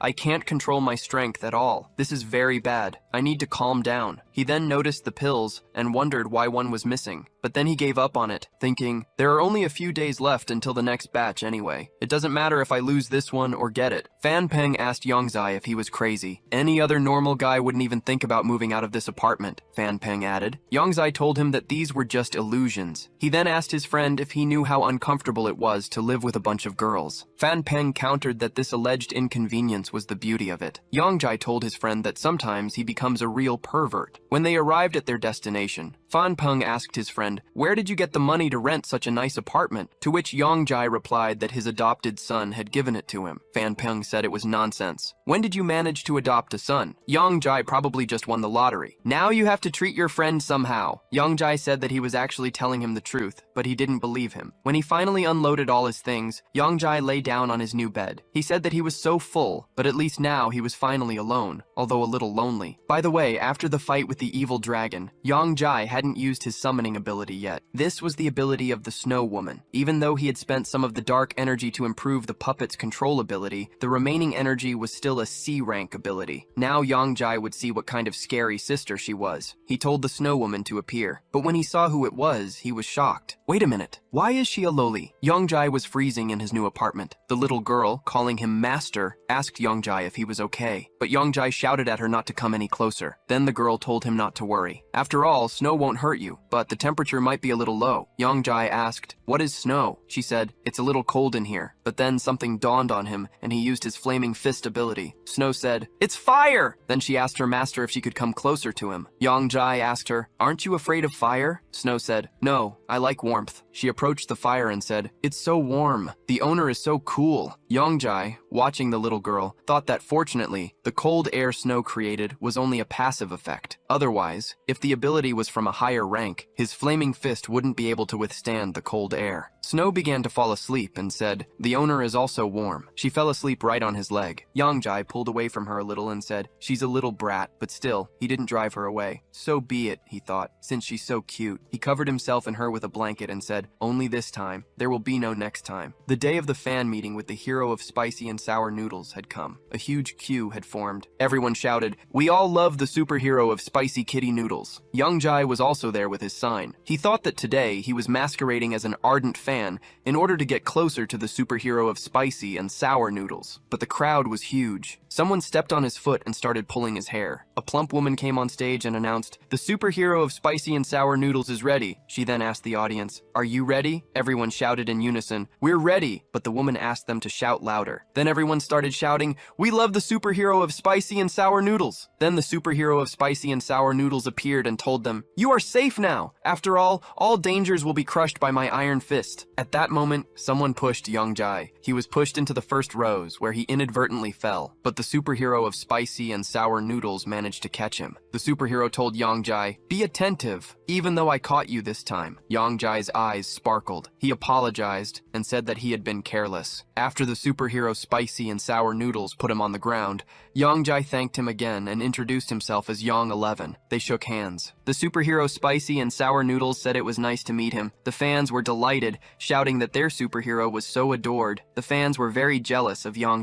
He didn't just shake hands with the superhero spicy and sour noodles, he had a plan. After shaking his hand, Yang told the superhero spicy and sour noodles, "Hello, I'm your fan." The woman organizing the fan meeting then declared, "This damn fan meeting is finally over." She told her boss he had done a great job. The boss replied, "Of course, but it was a little difficult. Shaking hands with so many people is messy and exhausting. You should let me disinfect my hands as soon as possible." He got into the car and told her to drive, adding, "While I take a nap in the car, I still have to participate in another show in the evening." The woman replied, "Fine," and asked if his whole body could stand the strain. The boss, slamming the car door, declared, "I have to do everything, even if it's very difficult. Also, don't forget to clear my schedule for next weekend, because I want to celebrate my daughter's birthday." The woman said she understood and departed. Left alone in the car, the boss muttered, "The debt I owe is like a bottomless pit. I have to deposit another wad of money to completely close this hole. Was it worth going to all these gambling games again? But no, I have to gamble more." Then Yang appeared behind him and asked, "Isn't it exhausting to live like this?" The man turned around and exclaimed, "You're the same Yang who fought the evil dragon and the others. But how did you get here?" Yang mentally answered his question. "There's a pearl of ability in your body, of course. I could know its location, but don't be afraid. I'm just here to ask you a few questions." The man thought, he could single-handedly defeat heroes like the evil dragon and the lazy swordsman. I myself have no chance of winning. I just have to say whatever he wants to know. The man then said, "Even though I, the evil dragon, and the others belong to the same company, that doesn't mean we have the same positions." He asked Yang for forgiveness and told him not to take offense. Yang told him, "You've misunderstood everything. Perhaps you're the only one who knows about this problem. You just have to look me in the eye first." When the man did this, Yang used his puppet control ability. Yang entered the inner world of the superhero spicy and sour noodles. Once there, he asked, "Is this really the inner world of the superhero spicy and sour noodles?" He looked around and saw various scenes from life. He realized it was all his past. But where are the memories of the blue pill? He wondered. Then he found a strange frame and saw a man whose face was not visible, holding a blue pill. But who is this person? He approached this frame and started watching. The mysterious man handed a blue pill to the man sitting in the car and said, "You could reach the top of your career. You will pay off your debts. Finally, you will return to your family." The man in the car asked, "Is that really true? Then you should give this pill to me." But the mysterious man replied he wanted to exchange it for information. The man asked, "What other information?" The mysterious man said, "For example, about the secrets of some heroes." The man then began to tell him everything. He said the dog hero was secretly playing with, and this crazy hero, Topora, secretly holds children captive. Yang asked, "Is that scandalous information about the one I need? Is it possible to get a blue pill for information? Are there any other deals?" Yang started leafing through his memories, wondering if they had really met each other more than once. There had been a second, a third, and even a fourth meeting. At the next meeting, the mysterious man asked the man sitting in the car if he had recently heard that a new owner of the UG ability had appeared. The man said yes. He not only bullied the chairman's son, but also defeated the evil dragon with a lazy swordsman. The mysterious man then asked him if he had any information related to the UG user's ability. The mysterious man insisted that the man tell him everything about this UG user. The man was very excited and said that he only knew that the UG user seemed to be able to erase the abilities of others. But he never showed his face in public. That's why I didn't know what he looked like. The mysterious man asked, "What kind of person is he? You don't know his face and yet he can erase abilities? That is very interesting." The mysterious man threw the pills into the hands of the man. As he left, he instructed the man to collect all information about the UG user by his daughter's birthday next week, and then to bring it to him. The man agreed. After reviewing these memories, Yang concluded that the blue pills seemed to be used to exploit the weaknesses of many ability holders, and then to corrupt and control them. It turns out they are secretly controlling so many heroes. What is their true purpose? After some time, the man in the car woke up, uttering the words, "A real hero knows how to forgive." He turned around, didn't see Yang in the back seat, and asked, "Where did he go?" By then, it was already evening. Liu Yun waited for Yang Jai, asking, "Why hasn't Godfather come yet? Mosquitoes are biting me to death right now." Then Yang Jai appeared behind him and asked, "What are you talking about?" Liu Yun was overjoyed and ran to him exclaiming, "Godfather has finally come! I've been waiting for you for so long!" Liu Yun took out a box of blue pills and told his godfather, "I made a huge effort and finally got these from a glacier adventurer." Yang Jai looked at the blue pills thinking, the colors and qualities are identical to the ones the superhero Spicy and Sour Noodles possesses. It should be the same pill. Liu Yun then told him that it was because of this pill that the glacier adventurer had accidentally killed someone. He asked if the side effects of this blue pill were really so terrible. Yang Jai told him, "In the pursuit of power and fame, these depraved heroes are capable of anything. Will they be afraid of these side effects?" Liu Yun shouted, "Yes, what Godfather said is true. These people don't deserve to be called heroes." Yang Jai then asked him, "What, in your opinion, should a real hero be?" Liu Yun pondered for a moment, thinking, "Wait a minute, does this question carry the weight of the organization's expectations?" After a little reflection, he replied, "I think that the more powerful a person is, the more responsibility he bears, and heroes should make saving humanity their life's duty. They should not betray their faith for the sake of power and glory." Yang Jai apparently was not very pleased with this answer, thinking, "He's so stupid. I trusted him. Which movie did he copy this remark from?" But he told Liu Yun that he was doing well, and that the organization's funds deposited earlier were enough to exchange for a rank D ability potion. He then threw him a potion. Liu Yun caught it and asked, "Is it really just a D rank?" Yang Jai told him that he should improve his skills slowly and not strive for instant success. "If you don't need it, then you should return it," he added. Liu Yun replied that it was needed and thanked his godfather, exclaiming, "This red color is so beautiful." He then drank it. As he drank, he asked, "Why does it taste like ketchup?" Yang Jai patted him on the shoulder, thinking he should first connect 2 E-rank pearls. He then told Liu Yun that it was most likely his imagination. At that moment, Liu Yun combined 2 abilities and received a D-rank ability. Ability name, Werewolf Power. Description: he is now not dependent on moonlight and can freely transform into a werewolf. Assessment: this is not a husky. Liu Yun said, "That's strange. I didn't transform this time." Yang Jai thought, naturally he wouldn't transform unless he activated the pearl ability. He grinned and told Liu Yun, "Maybe you need to warm up a little to figure it out." Liu Yun tensed up and asked his godfather, "What are you gonna do?" Yang Jai hit him in the face and told him, "Be patient. To make you stronger, Godfather must be ruthless." Liu Yun, in pain, pleaded, "Godfather, have mercy." Liu Yun turned into a werewolf and told the Godfather that, as expected, his ability had improved. He felt he had more strength. Yang Jai told him to cancel his ability. Yang Jai then asked him, "Isn't it exhausting to maintain this form?" Liu Yun turned back into a human and said, "I've turned back." Yang Jai replied, "Okay, now you should continue to keep an eye on the blue pill. People who use the blue pill are emotionally unstable. Liu Yun should be careful." Putting on his jacket, Liu Yun said he understood and thanked his godfather for his care. Yang Jai added, "Also, in the second task, you will have to collect information about heroes who secretly commit bad deeds." Liu Yun asked, "What is this for? Does the organization really want to gain followers?" Yang Jai replied, "Not everyone can join our organization. These heroes are just raw materials for us." Liu Yun, already leaving, asked, "What is raw material? Is the organization planning to absorb their power?" Yang Jai said, "Otherwise, where did the potion of abilities come from? Liu Yun, you have to work hard and collect more necessary materials for your abilities from the ranks." Liu Yun was very surprised, thinking, "It turns out that after half a day of work, I was promoted only to C rank." He shouted after his godfather, "Yes, I swear, I will fulfill this mission." Meanwhile, Yang Jai reached the deserted beach and took off his mask. He said that a deserted beach in the middle of the night was the most suitable place to train a snow girl's ability. He summoned the snow girl with his ability. Little Snow appeared, and running to her master said she missed him very much. Yang Jai shouted at her to stop. Yang Jai told her that now was the time to train her abilities. She needed to have a training fight with him. The snow girl said she didn't want to hurt her master. Yang Jai told her, "You are just a summoned spirit with a rank. You wouldn't be able to harm me." Hearing this, the snow girl said, "Then I'll start attacking." Yang Jai told her, "Attack!" Then he noticed that another dimension had opened up behind the snow girl. A monster emerged from it, called the Pumped Frog. This humanoid beast liked to train its muscles and possessed a pair of strong arms. Its rating and rank were also apparent. After seeing the Pumped Frog, Yang Jai said, "It's a monster invasion. Good, at least it's just a D-rank invasion. But then another monster appeared from there.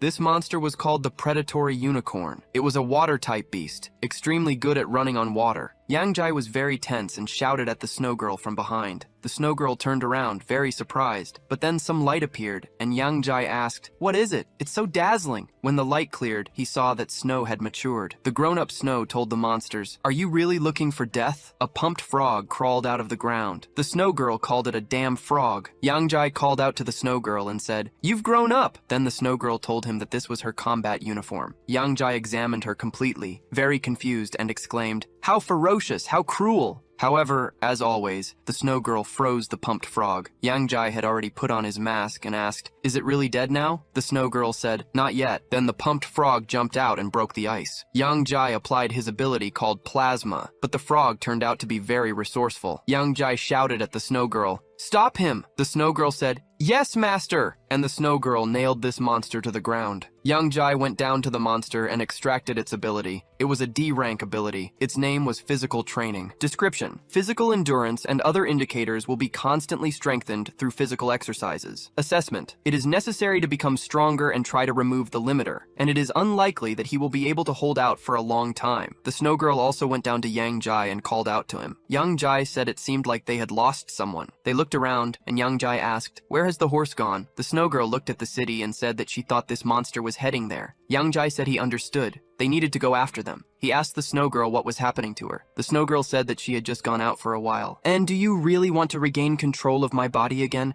It's so unfair." Yang Jai was very worried and asked her how she was. Then, the snow girl told her master that her name was Lin Nai, and she was not a snow girl. She grabbed hold of him and said that he shouldn't even think he would succeed. "I should be the one." She reached out to kiss him, but then she assumed her true form. Yang Jai picked her up and asked, "You're that snow girl, right?" The snow girl asked Yang Jai if she had just blacked out. Yang Jai patted the snow girl on the head and asked her, "You don't remember what just happened?" The snow girl said, "Absolutely nothing." But wait, didn't they just train? Yang Jai thought that the snow girl had as many as 2 personalities, and they were not connected by a common memory in any way. The snow girl was very happy and said that the owner patted her on the head. "Let the master hug me now." Yang Jai said that, however, they both like him. The snow girl asked Yang Jai, "What are you talking about? Am I so sleepy?" Yang Jai asked, "Why sleep?" "Then let her come back and rest." The snow girl said goodbye to her master and said that she would miss him. Then she disappeared. Yang Jai looked at the water and said that the monster, as expected, headed for the mountains. Meanwhile, Liu Yuan was driving along the highway. He declared himself a wolf, a predator rushing across the field. He noticed the water, saw that it was strange, and asked what it was. But when he looked closer, he saw monsters there and was very scared. He stopped the car and ran to the beach where there were people. He started shouting at them, calling them a bunch of cretins, and told them that there was a monster. "Stop eating." A girl saw him and told everyone to look,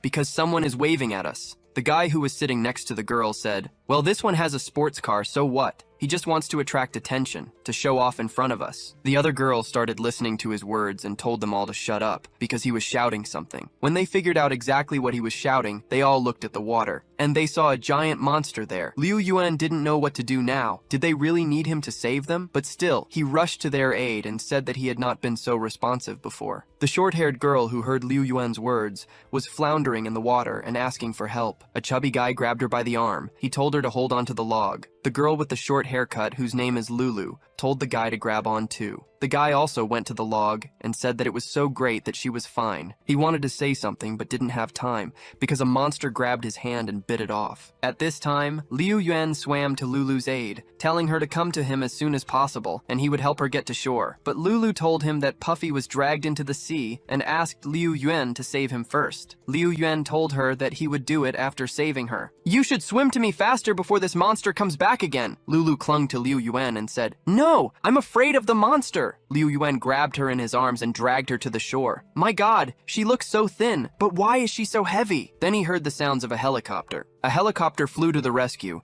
from which a woman looked out, stating that the station had received many reports of a monster and huge waves on the shores of Lugang. They should check the condition of the victims. She looked closer and saw 2 people on the shore. She said it seemed these 2 miraculously escaped death and successfully escaped from danger. But upon closer inspection, they exclaimed, "Look, this is the guy who saved the girl. He's an internet celebrity, young Mr. Liu Yuan. Is he really ready to die for the sake of flirting with a girl?" At this time, the evil dragon and the lazy swordsmen were training together. The evil dragon said the hero Bing Chuan followed his father and went to a meeting of the Association of Heroes. The lazy swordsman asked if anyone was jealous. Does he really think that Li Kongyong has taken his place? The evil dragon retorted, I was jealous. This is much better than sucking up to this bureaucrat. He doesn't want any strength that comes from such means. Then the lazy swordsman shouted for him to watch the live report as soon as possible. A monster appeared on the shore, and his younger brother is there too. The evil dragon came up to the TV and said he must have made a mistake. This kid will be terribly scared if he meets a monster. He would have run away. Why would he suddenly stay? But when he looked closely, he said it was simply impossible. The woman who was sitting in the helicopter said these monsters would catch them. She really hopes the hero will arrive on time. The evil dragon grabbed the TV and asked, why the hell is this jerk Liu Yuan acting like a good guy? He should just leave this woman and get out of there. But the monster was already catching up with Liu Yuan. The lazy swordsman said he was finished. The evil dragon was very worried and said Liu Yuan was his cute little brother. But then the lazy swordsman shouted for him to wait before panicking. After all, it turns out his brother also knows how to transform. The evil dragon asked, did his little brother also have the power of transformation? At this time, Liu Yuan had already saved the girl. The girl was very grateful to him and called him her hero, to which Liu Yuan told her not to be obsessed with him, because he is just a legend. And he rushed to attack this monster, saying that a real man does not run from danger. He will kill this monster. And Yang Shai managed to save that chubby guy, saying it was good he saved him in time. Otherwise, it would be a tragedy. Well, now they will see how his godson fights. Liu Yuan caught up with this monster, grabbed its hoof, and said he was waiting for it to use that thing. He began to spin this monster and then sent it on a long flight. Liu Yuan said that when the monster invaded, he stopped being a person who runs away or hides until rescuers arrive. He has to surpass Big Brother and the old man and become an S-rank hero. Yang Shai watched him and told him it was a great job. He changed his mind about him. Her two friends ran up to Liu Lu. The guy said that it was so good that she was safe. She scared him to death. And the girl asked her, where is the chubby guy? Liu Lu said he was dragged into the sea by a monster when he was trying to protect her. Two of her friends were shocked and asked, what? Liu Lu pointed her finger at Liu Yuan and said this hero said he would help her save the chubby guy. Meanwhile, Liu Yuan began to suck in water. He asked what was going on. Damn it! Why can't he move? That monster did it all. The monster ran away and pierced him with its horn. And the girl from the helicopter continued to conduct her report. She said Liu Yuan was wounded in the back and suffered a lot of damage from a double hoof strike. He's at a disadvantage. Meanwhile, the evil dragon gathered himself and ran to help his brother. The lazy swordsman asked him if he was really in a hurry to get there, adding, you're very worried about him, and I asked him to take care of the others as well. Meanwhile, Liu Yuan kept fighting this monster and wasn't even going to give up. He said it was painful, but the monster attacked him again, and Liu Yuan asked, what, again? The woman said that it was very bad because the monster had gone berserk. Liu Yuan took another hit. He couldn't breathe, and this time he was pierced halfway through. But then he saw Yang Jai and shouted for him to save him. Liu Yuan asked his godfather for help. Those who watched this scene were shocked. Someone exclaimed, no! The monster is devouring young master Liu Yuan. Is he going to die? Liu Lu shouted for her heroes to hold on. Then Yang Jai couldn't stand it and put on his mask and went to help Liu Yuan. Everyone saw him and exclaimed, reinforcements have finally arrived! It's Lord Yu Jai! The woman doing the live report exclaimed, my God, the mysterious Yu Jai, who appeared on television a while ago. He has reappeared! Yang Jai told Liu Yuan that he had helped him a lot by revealing his abilities and playing the role of bait. Now it only remains to see if the blue pill will absorb it. Yang Jai was looking forward to it. He used his ability and manifested a blade, which he soon directed at the monster. The mysterious monster was defeated. The woman exclaimed, the mysterious Yu Jai knocked out the monster with just one of his abilities. Liu Yuan fell onto Yang Jai's board and returned to normal. Yang Jai went to the monster and asked, who ordered you to do such vile things? Now you have to give me your ability. Yang Jai stole this monster's abilities. It was a D-rank ability. Title, Surf Master. Description, allows you to walk on water and control its flow to attack. Note, convenient to use for washing dishes. Yang Jai turned to Liu Yuan and told him that he had helped a lot to attract attention to the blue pills, and he would let him take all the laurels. Yang Jai headed towards the shore. He brought Puffy and Liu Yuan ashore. Lulu said that he was dealt with in time, and now their lives were no longer in danger. Then Liu Yuan jumped up, exclaiming, it hurts! He wanted to say something else, but he was hugged by Lulu, who was very glad that he was alive. She said that he saved Puffy and came back alive, thanking him again. Liu Yuan was very happy to be hugged by such a girl, and said that it was all a trivial matter. He called her a cutie and told her not to hug him so tightly because she was pressing on his wound. A crowd gathered around him. Someone asked him why he had changed so much. After all, the internet says he's a good-for-nothing son from a rich family. Liu Yuan said it was all just a false rumor. He, Liu Yuan, is a hero of justice who protects humanity as the Lord of Yuejai. He looked after the departing Yang Jai and thought that he was very grateful to his godfather for saving him. From now on, he will do his best to serve him. Someone from the crowd exclaimed, "Da Yuejai is a real god!" He quickly appeared, dealt with the monster in a moment, and didn't even accept praise. He fully lived up to his name. Then, pushing through the crowd, a man appeared, whom everyone called a grumpy crank. He told Mr. Liu Yuan that he had violated the rules for using abilities and asked him to follow him to the Hero Association. Someone from the crowd asked, "Who is this guy, anyway?" Two guys started whispering among themselves. One of them said he had examined the man's clothes. "Is there a sign on it that belongs to the Association of Heroes? Are these people from the Heroes Association? They're always poking their noses into our affairs. They are too persistent and always follow the rules." People called him Grumpy Scissorhands because he performs his duties with a disturbing reverence. Liu Yuan told the man he was just saving people. Grumpy Scissorhands replied that they didn't care about his reasons. He didn't have permission to use his abilities in public places. He broke the law, so he had to go with him. But then the Demon Dragon appeared, stating that this issue would be decided by the Kunlun Company,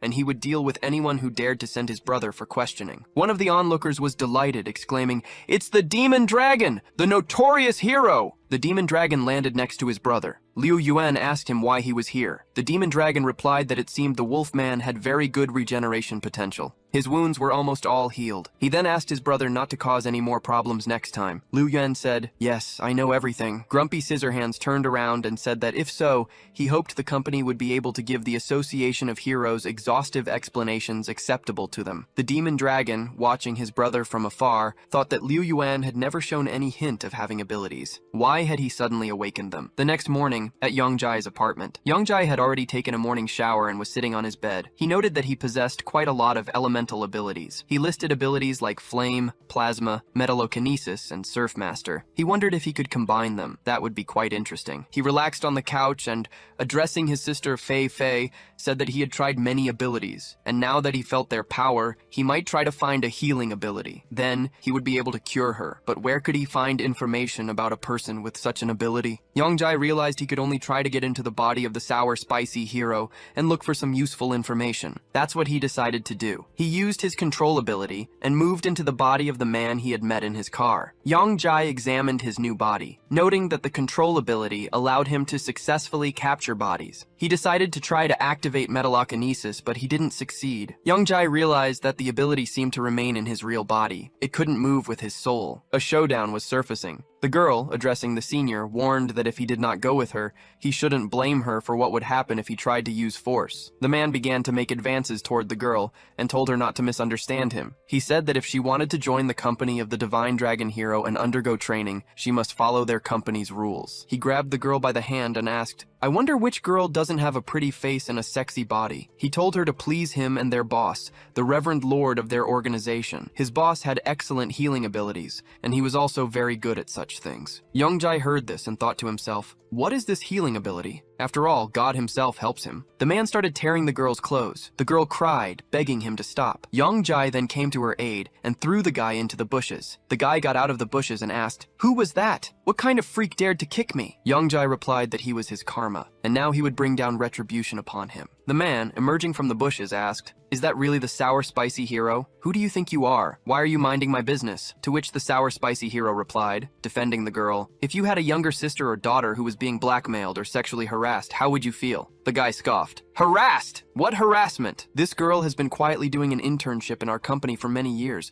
Don't think she really suffers so much because in fact, she wanted this chance with all her heart." The girl couldn't stand it anymore and shouted, "Stop talking this nonsense! I would never!" The sour spicy hero stood up for her and told the guy to think carefully. "After all, once it starts, it will never end." He turned to the girl and told her that if she wanted to become a heroine, she should focus on her goal and dedication. The girl stopped crying and told the sour spicy hero that she now understood everything and thanked him for saving her. The sour spicy hero is actually a very good person. she added. Then she turned to the guy, called him trash, and ran away. The guy thought, they say this guy has to eat something sour or spicy to transform. The effect lasts no more than 15 minutes. But where does he find this sour and spicy food? After that, the guy got bolder and said, the sour spicy hero is a jerk. He let this girl escape and destroyed everything I worked for. He knows what the consequences will be, right? The sour spicy hero asked him, what consequences? After that, the guy attacked him, telling him he would make him an invalid. But the sour spicy hero took his pill and announced an acutely spicy transformation. The guy was very surprised.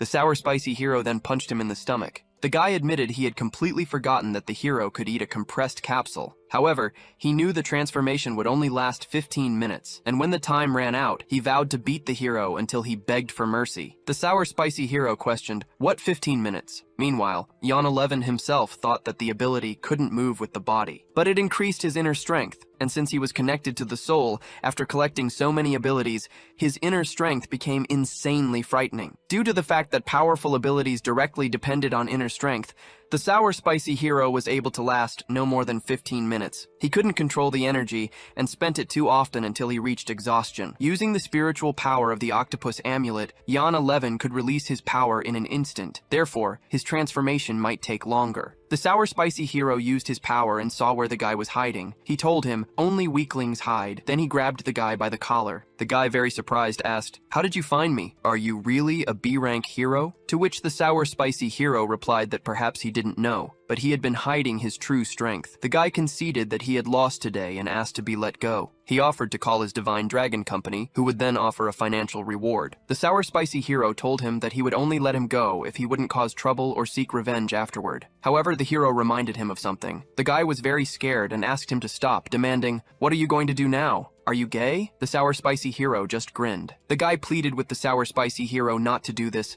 suggesting they just talk without violence. Yongzai, at this time, thought that he could not only teach the scum a lesson, but also prevent resentment, hatred, and persecution from other people. After this incident, they would only find trouble with the sour spicy hero. After that, the sour spicy hero grabbed the guy by the leg and dragged him into the bushes. The guy in the bushes started shouting, begging him not to undress. Please don't take off my clothes. You must spare me. After some time, when the sour spicy hero finished all his business with the guy, he assumed his true form and walked on through the park. He declared that after these photos, this garbage would no longer harass girls or the sour spicy hero. A message on his phone stated that new photos could not be deleted, ensuring the forest ranger wouldn't create problems for him. The sour spicy hero, after reading this message, said, it's a reminder. He should understand. Okay, I have already received the necessary information. I can leave this body. Yongzai then applied the control ability and deactivated it. The sour spicy hero came to his senses. He looked around and asked, am I still in the park? Was I asleep or something? He then read on his phone that new photos could not be deleted, ensuring the forest ranger wouldn't create problems for him. He then asked, what is this photo? But when he looked at the photo, he was very shocked and exclaimed, what the hell is this? Meanwhile, at the branch of the Association of Heroes in Lugang City, a mechanical hero and other heroes had gathered to talk. The leader of the Hero Association branch in Lugang City, Wu Zaijie, was present, along with his co-leader, Aoyang Yan. Wu Zaiji stated that planning Stage 1 defense required their help. The scale of the depression was very high, and they had to be very careful. Wu Yangyan explained that after this planning period,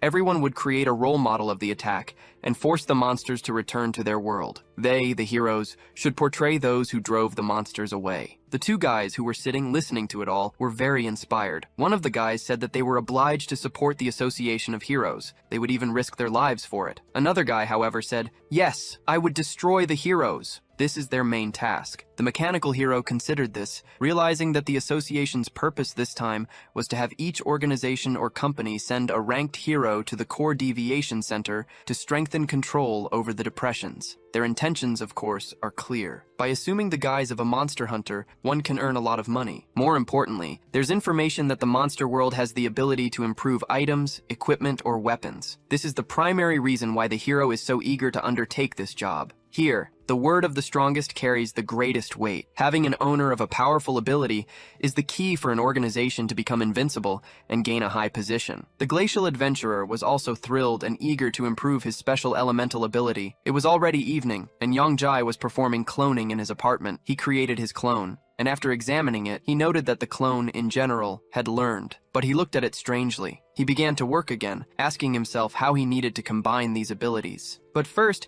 he needed to dismantle the low-level metal kinesis. Then he would be able to improve the plasma to a higher level. He also needed a B-grade auxiliary ability. Combining all this, he acquired a ranked ability. The ability was named Shadow Substitution. Details of this ability: 3 shadow clones could be swapped during battle. They could also create weapons for attack from shadow matter. Evaluation of this ability: 1 person is not enough to assemble a basketball team. Yang Jai directed this ability towards his clone, and he told it that it was so cool and domineering and that it had to stay cool. After that, he used his transformation ability and changed his appearance. Yang Jai ordered his new self to go and confront 2 saints who would reap abilities. It was his turn. Yang Jai flew to the 2nd district of Xiaoju City. He emerged from the airport and remarked that he hadn't expected it to be so hot here. He walked over to the taxi. The taxi driver lowered his window and asked if he was really from District 1 and where he was going. Yang Jai then got into the taxi with him. At that moment, a message from Liu Yun arrived on his phone. Liu Yun wrote that he had sent the data Yang Jai asked him to find about the members of the Organization of Saints to his email. He wished his godfather's speedy success. The taxi driver told Yang Jai that the city's most developed area was the gaming business. He strongly advised visiting Sambo Casino or Alibis,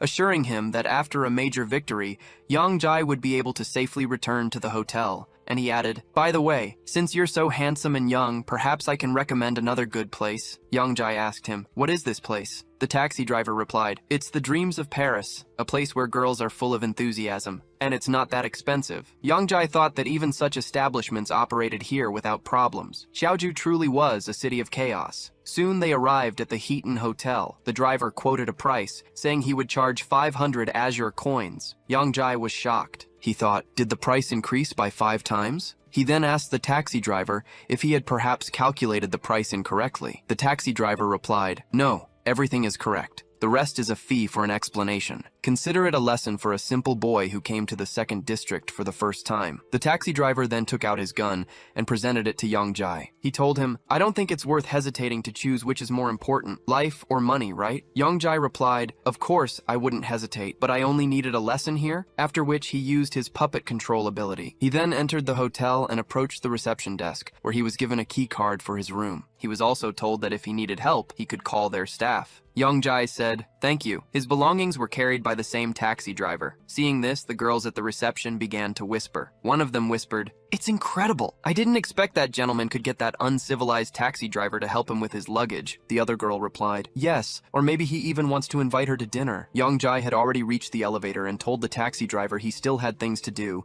and he could leave as soon as he brought his belongings to the room, to which the taxi driver replied, "As you ordered." They ascended to the 37th floor. Yang Jai was looking at information about a hero on his phone. It stated that the Organization of Saints was associated with ranked abilities, and this particular hero wore a mask. The hero's current location was the Heaton Hotel, 37th floor, room 441. Yang Jai then activated his transformation ability, disguising himself as a snake. After that, he made his way into the hero's room. The hero was having fun with 2 girls there. He told one of the girls to come over and give him a hug. Then, the girl behind the hero noticed something and screamed. The hero turned around and asked, "Who's there?" At that moment, Yang Jai had already attacked him. The hero called out to the 2 girls, asking why they hadn't closed the door. Yang Jai grabbed the 2 girls, and they began cursing the hero. The hero told Yang Jai that he didn't care who he was, but since Yang Jai had allowed him to absorb the girls' fear, he wouldn't live. He then attacked Yang Jai, but Yang Jai didn't let the attack land. The hero asked, "Is that really the ability to control shadows? You must have used a shadow to sneak in here, right?" But Yang Jai remained silent. Yang Jai thought it was quite difficult to behave coolly and ruthlessly,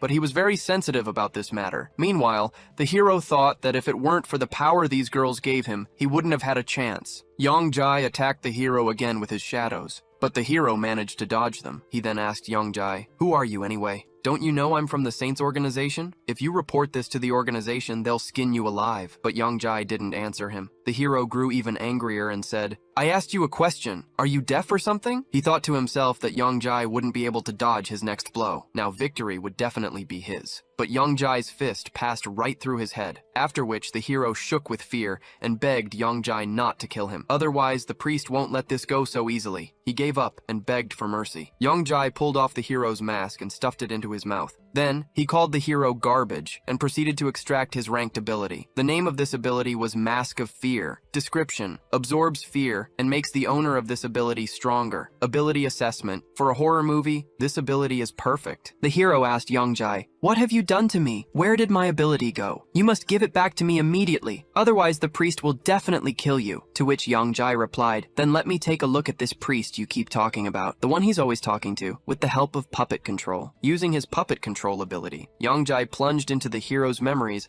and began to watch footage from his life. Yan Cici's voice echoed, "His memories show that he participated in the War of Abilities. And is he really dead?" Youngjai started watching the moment when this hero was already at death's door. A man came up to him and said he could bring him back to life. "But you have to swear allegiance to me," the hero replied. "I swear." After which, the hero got up and asked if his parents had disappeared. Did he really survive? The hero bowed to the man, calling him the Priest of Light. Youngjai then applied his control ability. Controlling the hero's body, Youngjai went to the port. He turned around and saw a red container. Youngjai realized something about the red container had slipped his memory. He began to remember exactly what he had seen there. The woman, nicknamed Bloodthirsty Rose, said she had heard that a swordsman had infiltrated his secret production area. "It's true," the masked hero confirmed. "Lady Rose would have no problems with her. You only have to order and I will kill her immediately." The commander of the Deep Sea Army added, "I will kill her. She's an A-rank hero. Why do you think you can do it?" someone questioned. The Magus of the Great Earth scoffed. "A-rank, and so what? The disciples of the saints should not be afraid of some kind of A-rank hero." All three, the masked hero, the commander, and the Magus, then went to the holy priestess. He told them they were ignorant. "Bring her here. I want to enjoy this swordswoman." All three said they understood. The masked hero remarked, "Then this brat is waiting for a well-deserved vacation." The commander of the Deep Sea Army then ordered the masked hero, "Come here." The masked hero turned and asked, "What is your order?" The commander replied, "The goods arrived at the port on Site 1, which is in a red container. You should go there tomorrow and find out if there is any information about this girl. If so, report it immediately. Any damaged item will be your responsibility. If you handle everything responsibly, you shouldn't miss this chance given to you." Remembering this, Youngjai wondered if he would be able to get inside. What kind of product is this anyway? He came closer to the container and saw that he needed to put his finger there. "It's a piece of cake," he muttered. He used his plasma ability and managed to get inside the red container. He started down the stairs thinking, "I didn't think the container itself would be just an illusion. The real goods must be hidden deeper."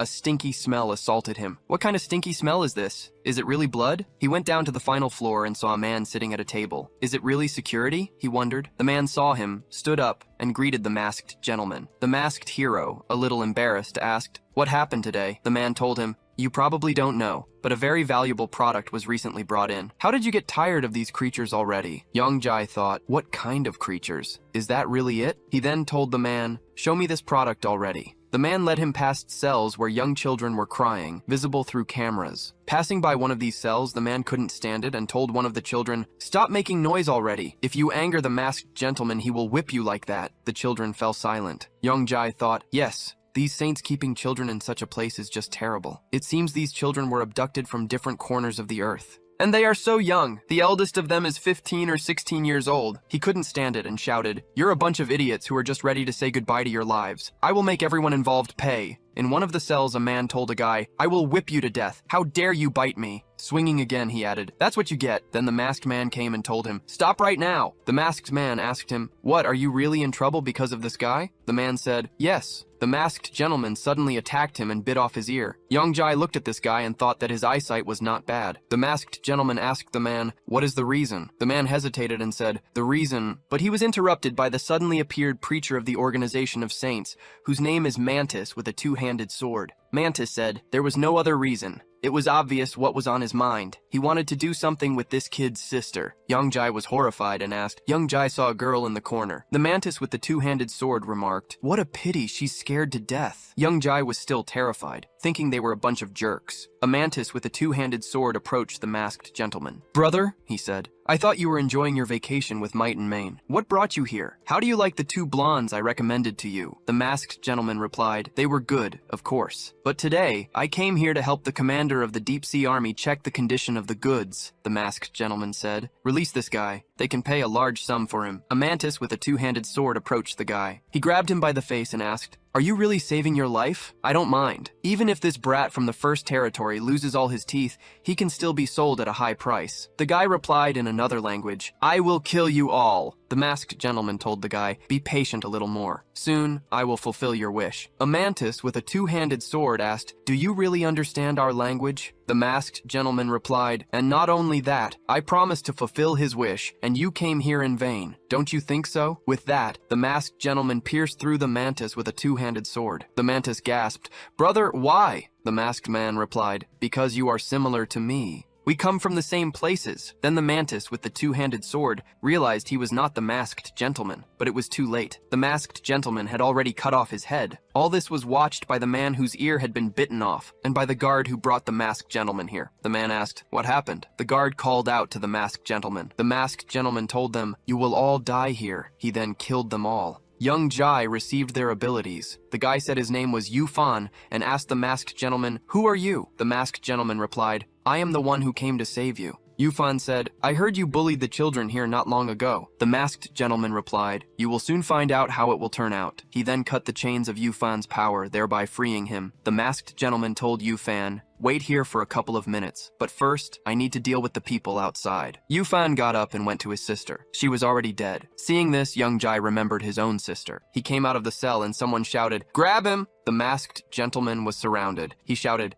"Die, you garbage!" He then chopped them all into pieces. The Lord of Sound appeared behind him. "That was impressive," he said. He then greeted the spearman. He told his companion, "We are surrounding the masked gentleman together. Let's see if he can escape." The spearman replied, "Good." He told his friend, "I will attack first." The Lord of Sound said, "Before the music starts," he then used his ability. Everyone began to have a terrible headache. Young Jai thought his music might provoke a nervous breakdown in people, but fortunately, my nervous system is strong enough. But these children will definitely not stand it. We need to get rid of it as soon as possible. The Lord of Sound pretended that he was defeated. The Lord of Sound said that no one can resist him, and he told the masked gentleman to burn in hell. But the masked gentleman used Yang Zai's force and disappeared. Then he appeared in another place, above the Lord of Sound, and kicked him in the back. The Lord of Sound coughed up blood and shouted to his friend to save him. Then the spearman threw his spear at him, but even this did not overcome the masked gentleman. After that, the masked gentleman killed the Lord of Sound. The spearman was shocked and asked if he had really killed him. He then asked the masked gentleman, "Why do you attack our organization?" The masked gentleman asked, "What for?" "For the sake of these children, and in the name of justice." The spearman asked him again, "What in the name of justice? Do you think you're doing better? But even after defeating him, you cannot escape from here. I am forced to inform you that the commander of the Deep Sea Army is already on his way here." The masked gentleman asked if they really wanted to die. "After all, I will kill every one of you." The spearman used his power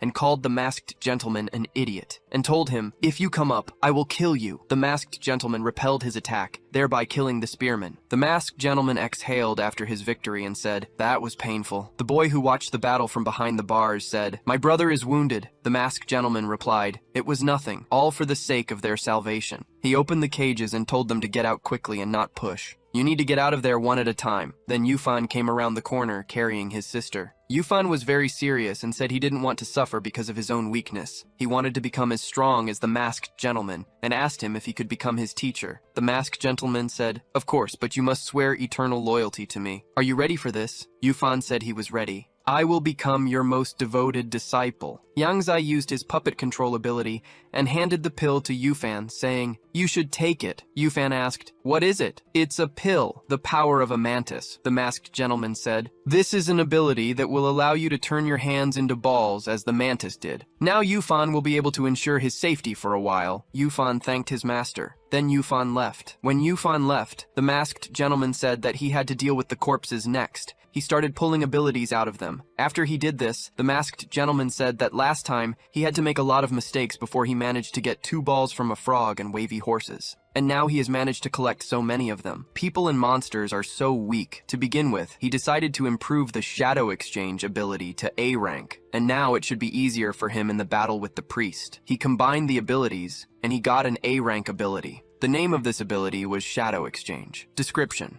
shadow cloning a maximum of 5 pieces during battle. One of them can swap places with the user. The shadow of another person is able to create a shadow weapon to attack. Assessment: when bored, you can play with your own shadow. When the masked gentleman finished all his business there, he came out of the red container. But then he was met by a woman who poked him with her sword. She asked him who he was and where all these children came from. He must answer her immediately. The masked gentleman asked who she was. Then the kids gathered around the girl and began to say, "This is Sister Blanche." They were very happy to see her. One of the children told Sister Blanche that this hero had saved them. Another boy chimed in, "Yes, this hero injured himself when he tried to protect them. She must not misunderstand him." Blanche was very embarrassed and, addressing the masked gentleman, said, "Since this is the case, I apologize to you." The masked gentleman replied, "Everything is fine." He then asked her, "Are you really Blanche, the Arank swordswoman heroine?" Blanche replied, "Yes, I received information that people were being trafficked here, so I rushed to rescue them. I really didn't expect the masked gentleman to do it before me." Blanche sat down, patted Yufan, and apologized for being late. Then something started happening, and the children were terrified. The masked gentleman asked, "What's going on here?" Children began to be dragged down by plants.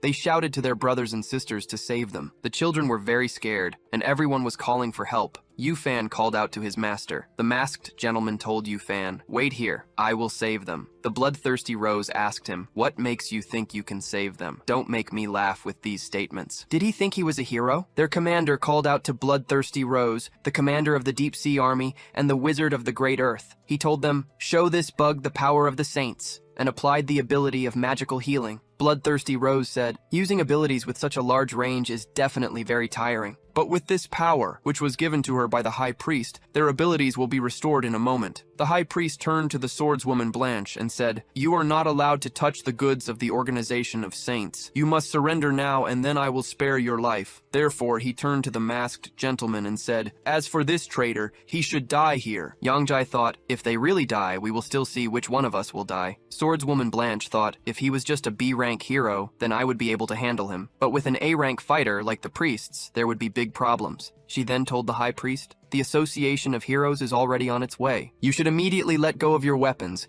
as you are destined to die in case of disobedience. So, you should surrender as soon as possible." The High Priest only sighed and told Bloodthirsty Rose, the commander of the Deep Sea Army, and the Wizard of the Great Earth to deal with the swordswoman Blanche as soon as possible. "You must catch her before the arrival of the Heroes Association." Swordswoman Blanche took out her sword and activated the power of the seal. The masked gentleman was very surprised and said she was able to release such a dangerous ability as befits an A-rank heroine. The Wizard of the Great Earth used the ability of the sand magic circle to stop the swordswoman Blanche. But that didn't stop Blanche. She rushed at the commander of the Deep Sea Army, activating the seal force. The commander of the Deep Sea Army used the ability to establish the flow, and Blanche used the ability to dissect the sword. But then she was surprised by Bloodthirsty Rose, who decided to blackmail her and grabbed one of the children. Bloodthirsty Rose laughed and said, "Now he will become my victim, and I will use this child as a shield to stop the swordswoman Blanche's ability." Blanche was very angry and said, "Bloodthirsty Rose used the child as a human shield. How disgusting!" To which Bloodthirsty Rose replied, "Kindness is your weakness. I have a lot of prisoners, and now you will see how I act." The commander of the Deep Sea Army began to turn into water. Then he appeared behind Blanche and attacked her, but Yangjai covered her. The commander of the Deep Sea Army was very shocked, and Yangjai said, "He almost broke my 2 masks." Yangjai pulled out his blade, after which he fatally wounded the commander of the Deep Sea Army. Swordswoman Blanche wanted to finish him off, but Yangjai stopped her. The High Priest applied his ability, Holy Healing. Immediately after, the pressure on the Deep Sea Army commander's neck tightened. He laughed, declaring that with the High Priest, they were immortal. Following this, the High Priest used his Improvement ability, enhancing the skills of 3 of his soldiers. Yangjai noted that the dangerous aspect of a priest's ability to improve characteristics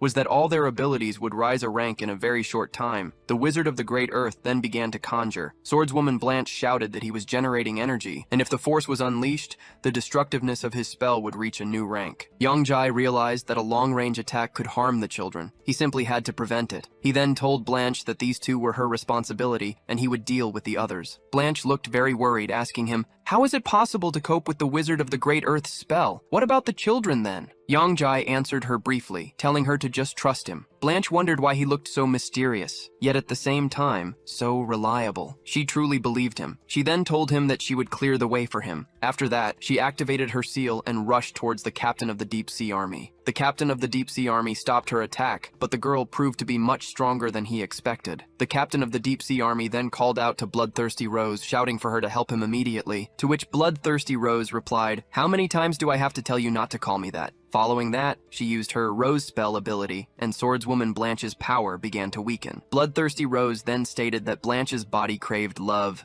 and she could awaken this desire within her. Does she feel that it has become somehow hot? The captain of the deep sea army then used his cloning ability. He then appeared behind Blanche and giggled nastily, asking her, "What? How are you? Does she want her older brother to pamper her?" After that, Blanche gathered all her remaining strength and used her Mind Seal ability. Bloodthirsty Rose was very surprised and exclaimed, "What?" She had never seen a swordswoman possess an ability like Mind Seal before, to which Blanche replied that she had only recently mastered this ability. It allows her to be reborn in a critical situation, after which she cut Bloodthirsty Rose in half. Blanche added, "It seems this effect had a good outcome. I should thank Bloodthirsty Rose for awakening my desire." The Wizard of the Great Earth saw it all and activated his release ability. He transformed into a huge dragon. When the children saw him, they were terrified and screamed even louder. Blanche also fell into a stupor, but Yongjai reappeared, saving her once more. A thick fog enveloped the area, and the Wizard of the Great Earth was now behind the High Priest. The Wizard of the Great Earth cleared his throat and thanked the High Priest for saving him with a healing gift. After all, if it hadn't been for the High Priest, the Wizard of the Great Earth would have suffered greatly from that explosion. The High Priest stated that initially there was no benefit. They would have easily coped with the sword, but instead, that mysterious man intervened. The High Priest even lost 2 members of his rank. The Wizard of the Great Earth told his master that although the saints were defeated, he shouldn't worry, because the High Priest was still alive, and he believed the organization would recover quickly. The High Priest said that he was right. As long as she was alive, the positions of the saints in Shaju would remain the same. The High Priest also thought that this masked man could repel a rank-level attack, which had a growth effect, with a single blow. He's even stronger than him. Now it's simply necessary to retreat. With that, they all left. Yongjai asked, "What are they avoiding? I'll give them a few more minutes of life." He approached the defeated captain of the Deep Sea Army and declared that his abilities belonged to him. He then extracted his ability. It was a B-rank ability. The name of this ability was Ghost of the Deep Sea. Description: enhances the water in the human body, significantly increasing its speed. It can also create a wave and a water clone,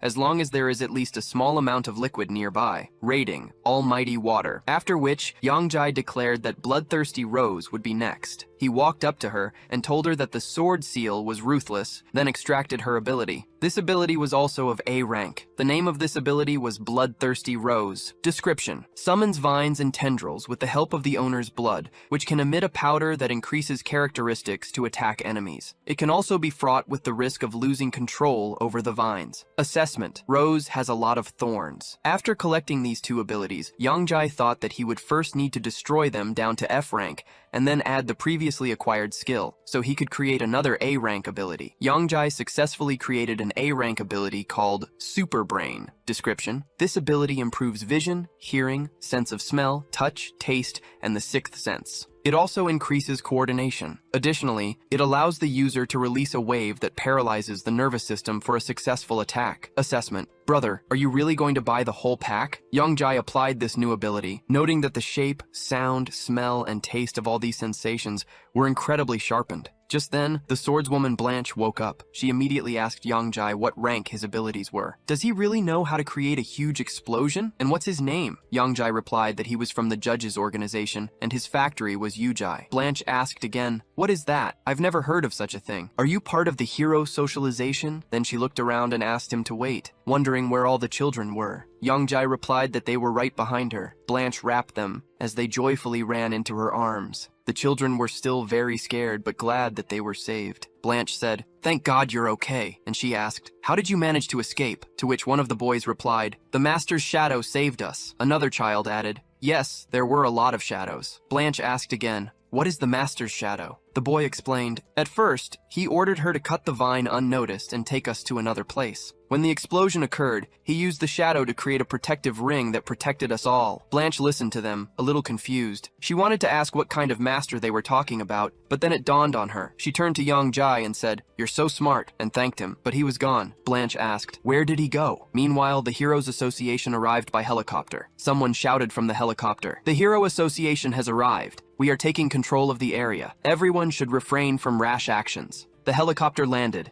and reporters emerged from it. The young journalist turned to her boss, stating that this was her first live interview as a journalist. She asked what she should inquire about. The men told her to question the seal swordswoman. The journalist approached Blanche and greeted her. She introduced herself as Lin Nix-ju, a reporter from the Hero Association, and asked Blanche if she could ask her a few questions. Blanche replied, "Of course." She then introduced herself. "I am swordswoman Blanche, an A-rank heroine from the same organization." Comments appeared at the bottom of the screen. Someone was delighted, exclaiming, "This is the A-rank heroine Blanche." Another commented, "The live broadcast has started. It's just incredible. This is my favorite goddess." A third person noted, "It looks like she has injuries, but I hope she's okay." Another person noticed, "The new journalist is so beautiful." Lin Nix-ju then stated, "The Hero Association received your message and has arrived at Shaju Port. It is completely destroyed." "And could you, Blanche, tell us exactly what happened here?" Blanche apologized for making everyone worry, and explained that she came here to save these children, whom the Organization of Saints intended to illegally sell. The comment section was horrified. Someone asked, "Does such a thing really still exist?" Another commented, "God, my brother has been missing for 6 months." Someone else asked, "What about the children there? Are they finally saved?" Lin Nix-ju replied, "I have also heard about these criminals. They are located on the territory of Shaju and are engaged in illegal activities. I very much hope that the government will be able to investigate this case." Blanche just shook her head negatively and said that nothing would work out between them. After all, they have been doing this for a very long time, and she put a lot of effort into getting in there and getting information. In the end, she managed to save these children. People who watched the live broadcast expressed sympathy for the poor children, but were glad they were now saved. The Association of Heroes is simply obligated to punish this organization as well. Blanche went on to say that if she had fought alone against the High Priest, she would have failed. Fortunately, however, a masked man appeared and helped her. Lin Nix-ju asked, "Who is the masked man?" Blanche replied that his fighting skills surpassed hers. He was able to destroy the enhancement effect, an ability only available to A-rank heroes. People immediately started asking questions. Someone speculated, could this be the Supermaster named Yu-Jai? Another demanded, who is he? They should tell us about him as soon as possible. Blanche told them, pay attention to the scorched area. It was his doing. He wore a strange mask with a snake pattern on his face. And this guy said that he represents the organization of judges, and his name is Snakes. The people in the comment section started arguing again. Someone asked everyone to wait, then questioned, didn't Mr. Yu-Jai awaken the golden gift? Another asserted, he definitely used the lightning ability. Someone else didn't understand what was going on at all. And someone suggested that people with an A rank or even higher should be accepted into the Association of Heroes. Lin Nix-ju looked around and remarked, it seems that person isn't here. Blanche then stated that the High Priest had escaped. She pointed in the direction where the High Priest ran away and added that the masked man had also gone there to catch up with him. Meanwhile, the High Priest, along with the Wizard of the Great Earth, were heading to the parking lot. They had already descended. The High Priest told the Wizard of the Great Earth that he had already spent the remains of his abilities on him. His power of sand, after all, is able to get rid of this jerk, right? The Wizard of the Great Earth replied, yes, I've filled the environment with my magic, and even if he uses plasma to attack us, it won't change anything. The High Priest then instructed him to find them a car, as they needed to get far away. At this time, Yang-Jai was eavesdropping on them. He thought, are they really going to escape? They won't succeed, because this place will become their grave. Just then, at the most inopportune moment, he received a phone call. The phone vibrated loudly. The High Priest, along with the Wizard of the Great Earth, turned around and demanded, who's there? Yang-Jai, sweating profusely, wondered, who needs me so badly right now? The phone, however, kept ringing. The High Priest and the Wizard of the Great Earth approached. Yang-Jai took out his phone and muttered, is this really Lin Nix-ju? Why is she calling me at such a time? The phone kept ringing. The High Priest and the Wizard of the Great Earth came closer. The Wizard of the Great Earth asked, who is it? At that moment,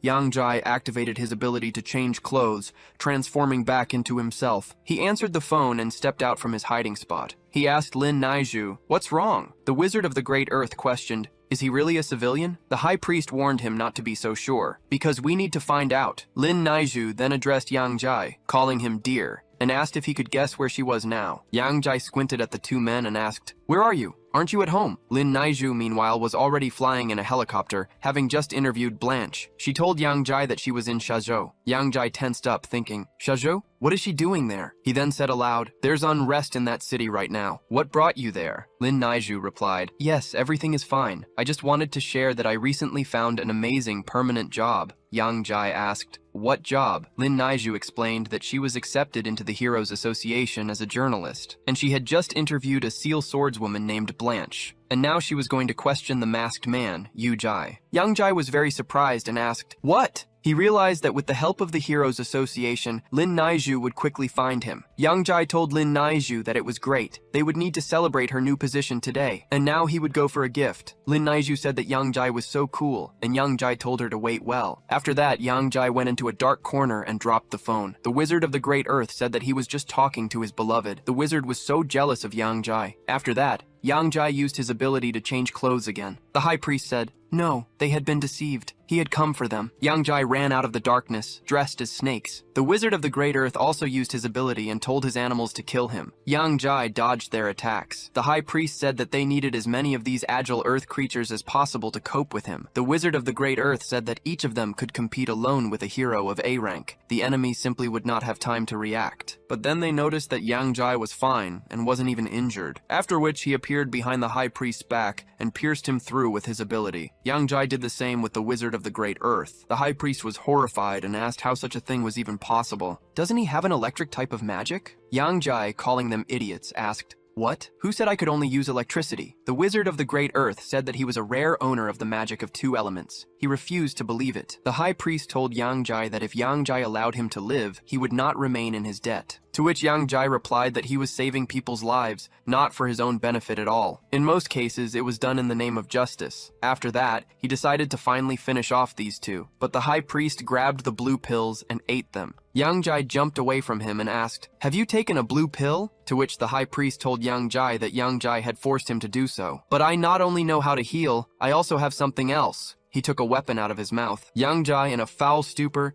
said he felt about the same from Blanche's sword. Meanwhile, the high priest had already taken out his spear, and laughing said, "I still have a spear left, it's unexpected, isn't it?" After which, he activated his Sacred Rebirth Spikes ability. The high priest activated his Infinite Spears ability, combining his powers. A lot of craters formed throughout the room, from which his spears began to emerge. The high priest ordered his weapons to do justice to the criminal, after which his spears flew at Yang Jai. Yang Jai tried to dodge and run away from them. Running from the spears, he thought that they would not leave him alone. And at that moment, one of the copies of the Supreme Theft caught his leg. The high priest was very pleased with this. He laughed and told Yang Jai to keep running and jumping, calling him a parasite. "You're going to die at my hands anyway." Yang Jai stopped to catch his breath and thought that this was very bad. Even such a light attack was able to injure his limbs. Then he noticed these funnels and thought that the light had spread all over the ceiling, allowing him to mentally determine his location. "Well, now they'll see who's faster." The high priest asked him, "Which is faster? Is something capable of surpassing the speed of light?" But then Yang Jai used his super brain ability. He grinned and asked, "What's the light?" After which, he instantly moved, activated his ability to quickly and shadow blades, and ordered the high priest to surrender. Now all of his weapons that he had aimed at Yang Jai were aimed at himself, and pierced him. The high priest said, "A spiritual attack? Does he have 3 abilities?" Yang Jai noticed that the high priest was beginning to heal. Yang Jai approached the high priest and said that it was useless to be treated, because the high priest would have to die again. After that, he stole the ability again. Yang Jai stole the Supreme Illumination ability, and gained an A rank ability. The name of the ability was Heart of Light. Description: Recovery. Gives the ability to heal physical wounds of owners A rank and below. Improvement. Increases the characteristics of abilities and rank. Invisibility allows the owner to hide if they are of a rank and below. Holy Healing gives the ability to heal oneself, or a target of a rank and below. Spear of Justice can use light to create a large number of spears that can destroy enemies. An assessment of these abilities revealed they offer the opportunity not only to defend, but also to attack, making them very rare, inherited powers. After that, Yang Jai used this ability on himself and healed his wounds. He remarked that he hadn't expected to be so close to death, almost needing a blue pill. After that, he approached the Wizard of the Great Earth and stole his ability. Yang Jai said sand magic was pretty good. He acquired the ability, noting its high rank. The name of this ability was the Wizard of the Great Earth. Description: This ability grants the power to change the landscape through the use of sand, and to summon an attacking sand monster. Assessment: The ability shows traces of being able to create an entire zoo. Then Yang Jai heard someone shout that the Hero Association had arrived. They were taking the area under their control. Yang Jai immediately activated his shape-shifting ability and reverted to his original form. He withdrew, stating he would leave everything as it was. After some time, reporters also arrived. Lin Naixu noted that the sound they had heard earlier indicated cracked walls and floors in the building. It seemed a fierce battle had taken place here. They went inside and saw the dead high priest. Lin Naixu was very surprised and asked, What? People immediately began to speculate, and Lin Naishu identified him as the leader of the Organization of Saints in Shazhou City, known as the Supreme Priest. Someone in the comments wrote, "God, what a pitiful death." Someone asked why everything was blurry on the chest. Then someone else, quite pleased, wrote, "It's cool! He finally died after such bad deeds." They weren't yet going to ask about the Snake Man's whereabouts. Then someone shouted for them to look, because someone else was there, one of the High Priest's subordinates. What Lin Naixu saw made her feel sick. She ran to the corner and vomited there. The man who helped her told her she needed a rest. Then someone handed her a bottle of water and asked if she was okay. She took the bottle and asked if it was really Yongzai. "What are you doing here?" Yongzai said he was just nearby when she called, and when he saw how much noise the Hero Association had made, he realized she would be here too. Lin Naixu was embarrassed and said that Yongzai was never around for her brilliant interviews,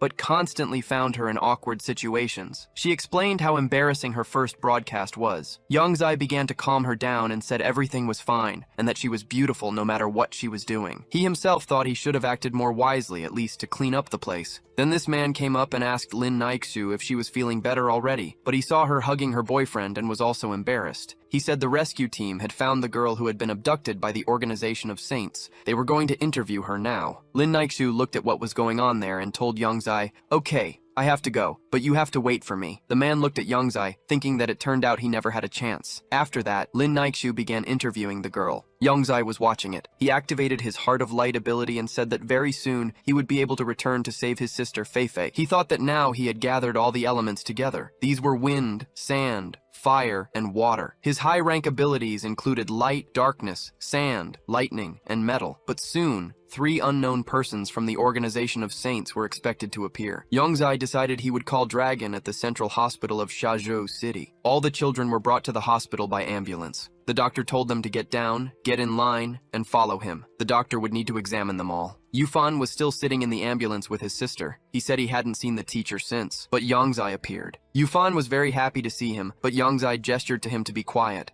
Yongzai used his control ability to infiltrate them. Yongzai, next to Yufan, mentioned his sister, but Yufan interrupted him, saying he knew she was dead. He wanted to take her home. He couldn't let her stay in that place. Yongzai said no, it was good that he took her with him, because it seems to me that she is still alive. She is just very weak. Yufan was very happy to hear this and asked, "Really?" Yongzai then applied his new holy healing ability, and the girl woke up. Yongzai told Yufan that he also needed to recover, and later, "I will take you away from here." Yufan was so happy about his sister being cured so quickly that he even cried and told his master, "Yes." Yongzai told Yufan to call him teacher and offered him money from their organization. He said that Yufan's sister was still very young and therefore should be allowed to live an ordinary life. Yongzai then had one more request for Yufan. He needed to gain the attention of the heroes at Yanjing University. Yufan said that he would then need a lot of abilities but he was interrupted by Yongzai, who said that Yufan should not worry about this. "You must take this ball with the ability of imitation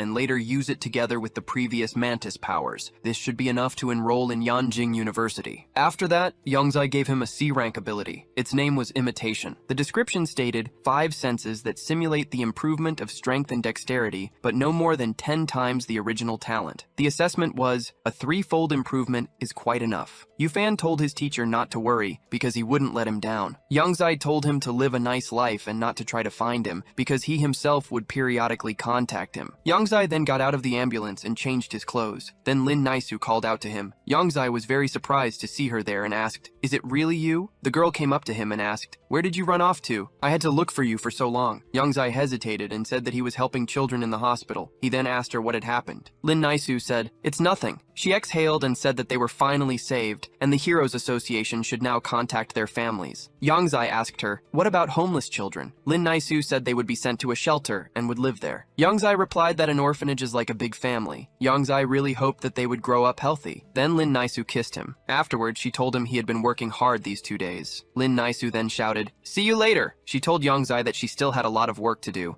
and they would see each other in Luhansk in a few days. Yongzai was very embarrassed and thought, damn, they had deprived him of the opportunity again. After all this, It was already evening. Yongzai headed to the Chashu airport. Later that night, he arrived at his sister's room. He took out his new ability and told her he really hoped the holy healing would work. Afterward, he used this ability on her, but Yongzai's sister didn't react in any way. Yongzai was very surprised by this. He started to call his sister by name, but she didn't wake up. He asked, "Did it really not work? But how is that possible?" Then he noticed something on her face and asked, "What is that?" He touched these blue orbs and said, "These blue orbs split instantly, but at the same time they become stronger. Do they really feed on energy?" Well, it seems the heart of light won't cope with this blue radiation, but Yongzai won't let them feed on her anymore. Otherwise, Fei Fei will never wake up. Now it's time to stop acting slowly and move with confidence. If Yongzai really wants to solve his sister Fei Fei's problem, then he must come face to face with the one who gave the sour spicy hero this blue pill. He took out 3 of his abilities: transformation, cloning, and metal control. When Yongzai took them out, he said that first of all, he needed to become even stronger. He needed to improve these 3 abilities, which he did. After all the manipulations, he acquired a ranked ability. Its name was transformation. Ability description: it gives the ability to be alerted in 0.01 seconds. It can also slightly change one's physique, appearance, voice, and personality. It improves acting skills. Ability assessment: life is like a performance, for it is based on actions that come from the state of the soul. He also gained another ranked ability called cloning. Description of this ability: it creates a clone that is 8 times weaker than its owner. The duration of its life is only half an hour. Evaluation: if the owner of this ability is brave enough, he will be able to gain new experience. After that, Yongzai combined 2 of these abilities. He said that with all his accumulated abilities, he would definitely be able to advance to S rank. After which, he fell to his knees and finally succeeded. He received an S rank ability called metal control. Ability description: capable of controlling metal within 10,000 miles, or rather, kilometers. The total weight of controlled metal must not exceed 100,000 tons. Evaluation: the owner of this ability is a real master of metal. Yongzai held this ability in his hands and said it was an S rank ability. He was increasingly impatient to meet this person. That same night, he used his control ability again and possessed the body of the superhero, Sour Spicy Noodles. The man whose face was not visible came to meet this hero. He told the superhero that they hadn't seen each other for a long time and asked him something. "Did you have any new information?" Yongzai, still in the superhero's body, replied, "Of course. Don't you want to know about Yongzai? I just have something." "Will you have enough money to buy this information?" The man scoffed. "What are men for?" He was told that if the information was reliable, he would pay twice as much. Then Yongzai began to explain that a couple of days ago,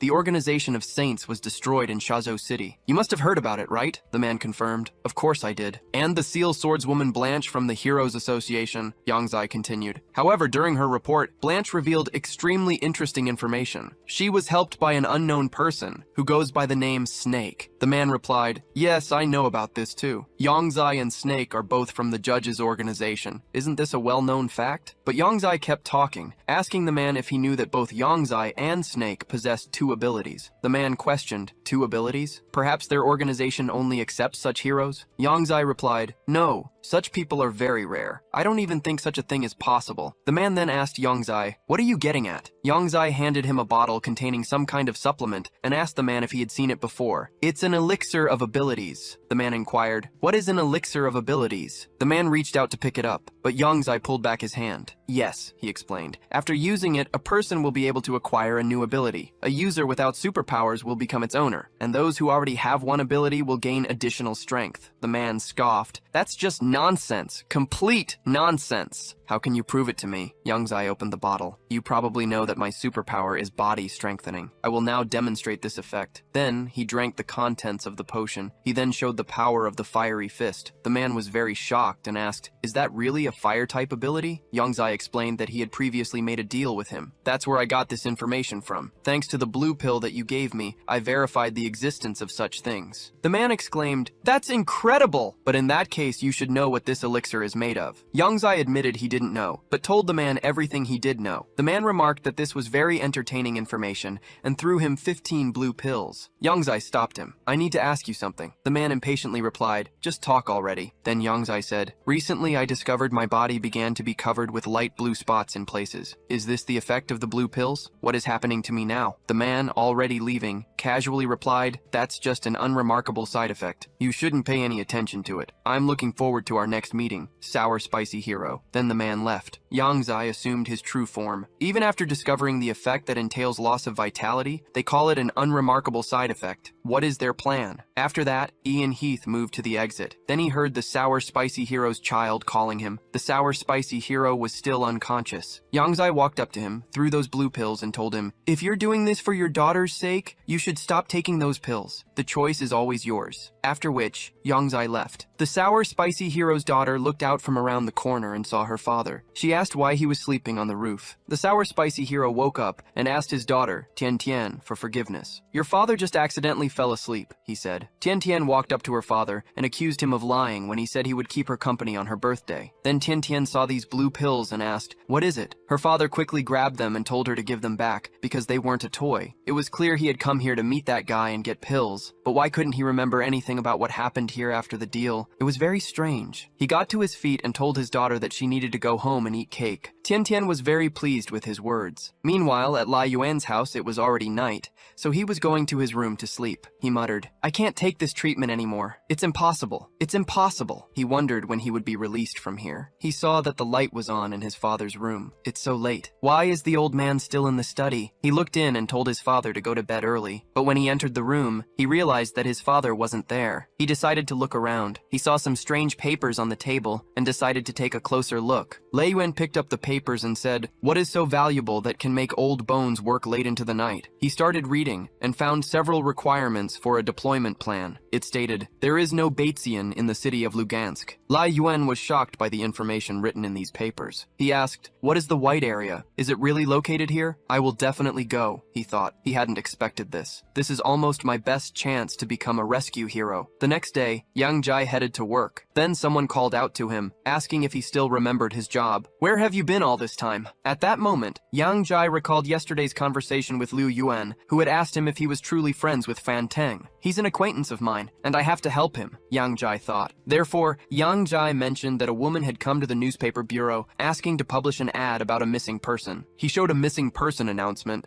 which stated that a 7-year-old boy named Lai Yitian was wanted. This was Xiaofang Teng's announcement, asking if anyone had heard of a boy named Lai Yitian. Yang Jai told him that he should absolutely ignore this, as it was a distraction from his work. At that moment, an announcement was made. An invasion of A-rank disaster monsters has been detected. Citizens should immediately go to shelters, and heroes of A-rank and above must come to Mingyu Street to resist. Everyone was very startled. They got scared and started panicking. Fan Teng asked, "What's going on?" Yang Jai thought, "Is it really Mingyu Street? Isn't that next to the apartment I share with Lin Naisu and the others?" Yang Jai quickly dialed Lin Naisu and asked, "Where are you now?" Lin Naisu could only say that there was a monster in the apartment. Fan Teng asked, "Did something really happen to Sister Lin?" But Yang Jai didn't answer him and ran to save Lin Naisu. The English phantom shouted to him, "Where are you running off to? You're not a hero! What's the point of you going there?" Yang Jai had already arrived on the street and was on the roof. He used his shape-shifting ability and thought, "I can't lose Lin Naisu." Here he met a huge A-rank monster. Its name was the Soul Eater Rat. It can attack enemies by making a cry. It has very thick skin all over its body. Its attacks are usually blocked with great difficulty. It loves to devour people and is a very scary monster. These rats are very cunning and not easy to defeat. Yang Jai thought that in order to defeat this A-rank monster, he would need at least teams of 3 or more A-rank heroes. However, there were 2 heroines. One of them was of A rank, known as the Green Storm. The second heroine was of A rank, known as the Fire Butterfly. When these 2 heroines arrived to help,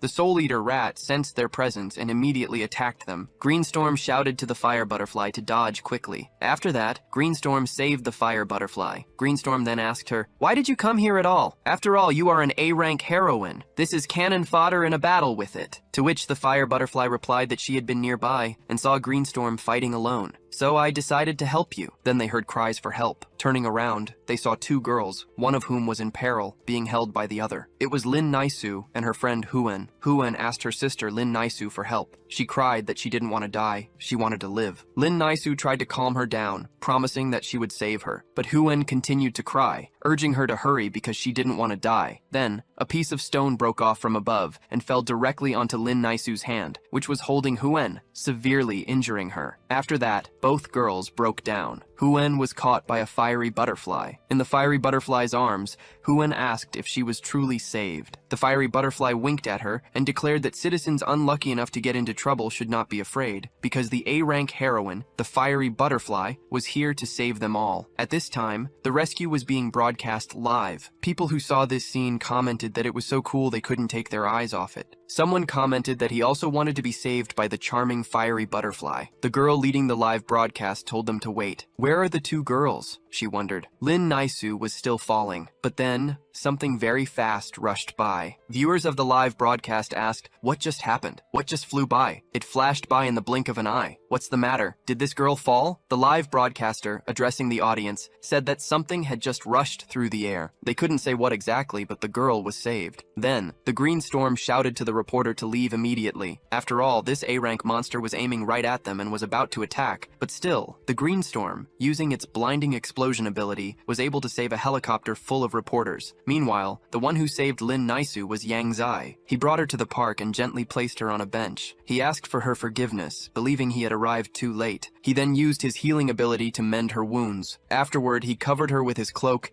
and assured her that she was fine now. Nothing would hurt her anymore. Yang Zai was about to leave, but Lin Naisu opened her eyes and asked if she was still alive. When she saw this hero, she grabbed his hand, asking him to stop. "Why are you pretending to be a bad guy or a good guy?" she questioned. "Were you the one who saved me?" Yang Zai told her he was just nearby, and he thought to himself that he was very sorry, but he could not reveal his identity to her, otherwise she would be in great danger. "Put it on your board," he told her, advising her to take a break and go to the shelter because she needed to evacuate from there. Then he flew away. Lin Naisu, watching him go, mused that it was strange. She was seeing him for the first time, yet for some reason, he seemed very familiar to her. In the air, Yang Zai used his other ability, cloning. He told his clone that its abilities would be the heart of light and the power of the Snow Queen. These would allow it to create ice and heal other people, and it would be better for the clone to remain in the image of a girl. He then used his transformation ability, creating a masked girl from his clone. After that, he told his clone that the third member of the judge's organization was born,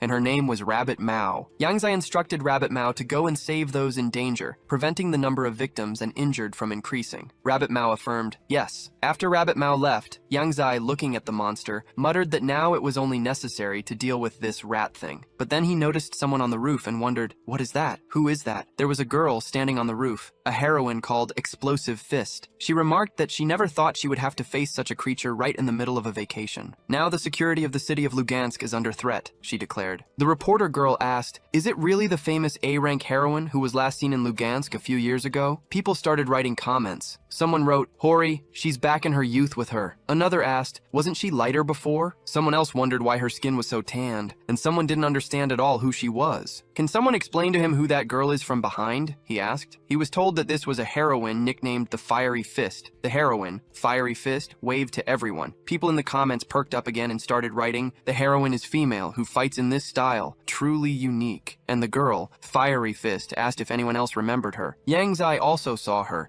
and decided that since there were heroes ready to take everything on themselves with their permission, he would just observe the situation, assess their strength, and then make his own decisions. The Fiery Fist girl looked at the monster and remarked, what a huge rat! She's probably quite strong. She's a great punching bag, suitable for warming up. After that, the monster decided to attack her. The Green Storm shouted to Fiery Fist, take care! Its sound wave is too great! Fiery Fist replied, if I don't try, how will I know if I can handle it or not? After that, she repelled the monster's attack. The journalist reported that it was incredible. The heroes and heroines of the Explosive Fist could easily withstand the Soul Eater rat's attack, but Fiery Fist chose to meet it face to face, as expected from her fighting style. The monster was already beginning to rejoice, thinking it had defeated the heroine, but that was not the case. Fiery Fist gathered herself and hit the monster with all her might, after which the monster fell to the ground. Fiery Fist also landed on the ground, grabbed the rat by the tail, and began to spin it. She exclaimed, this is a lot of fun! It's really funny! After Fiery Fist finished spinning the monster, she let it go. The Green Storm, observing this duel, remarked, for a crazy girl, her destructive power is not not inferior even to a monster's. Meanwhile, Rabbit Mao was looking for injured people. Acting on Youngjai's orders, she saw a guy who was being hit by a huge rock and saved him. The guy was very confused and thanked Rabbit Mao for her help. He asked her what kind of heroic organization she was from. He had never seen her before. Rabbit Mao set the guy down and said that her name was Rabbit Mao and she was from the judges' organization. The guys started whispering behind her back. One of them asked, "Who is she? She's such a hot girl." Another guy added, "She's also young." And a third guy exclaimed, "Another goddess from the judges' organization. It's just full of cool guys." Then Rabbit Mao noticed Lin Naisu's friend in the fire butterfly group. Noticing them,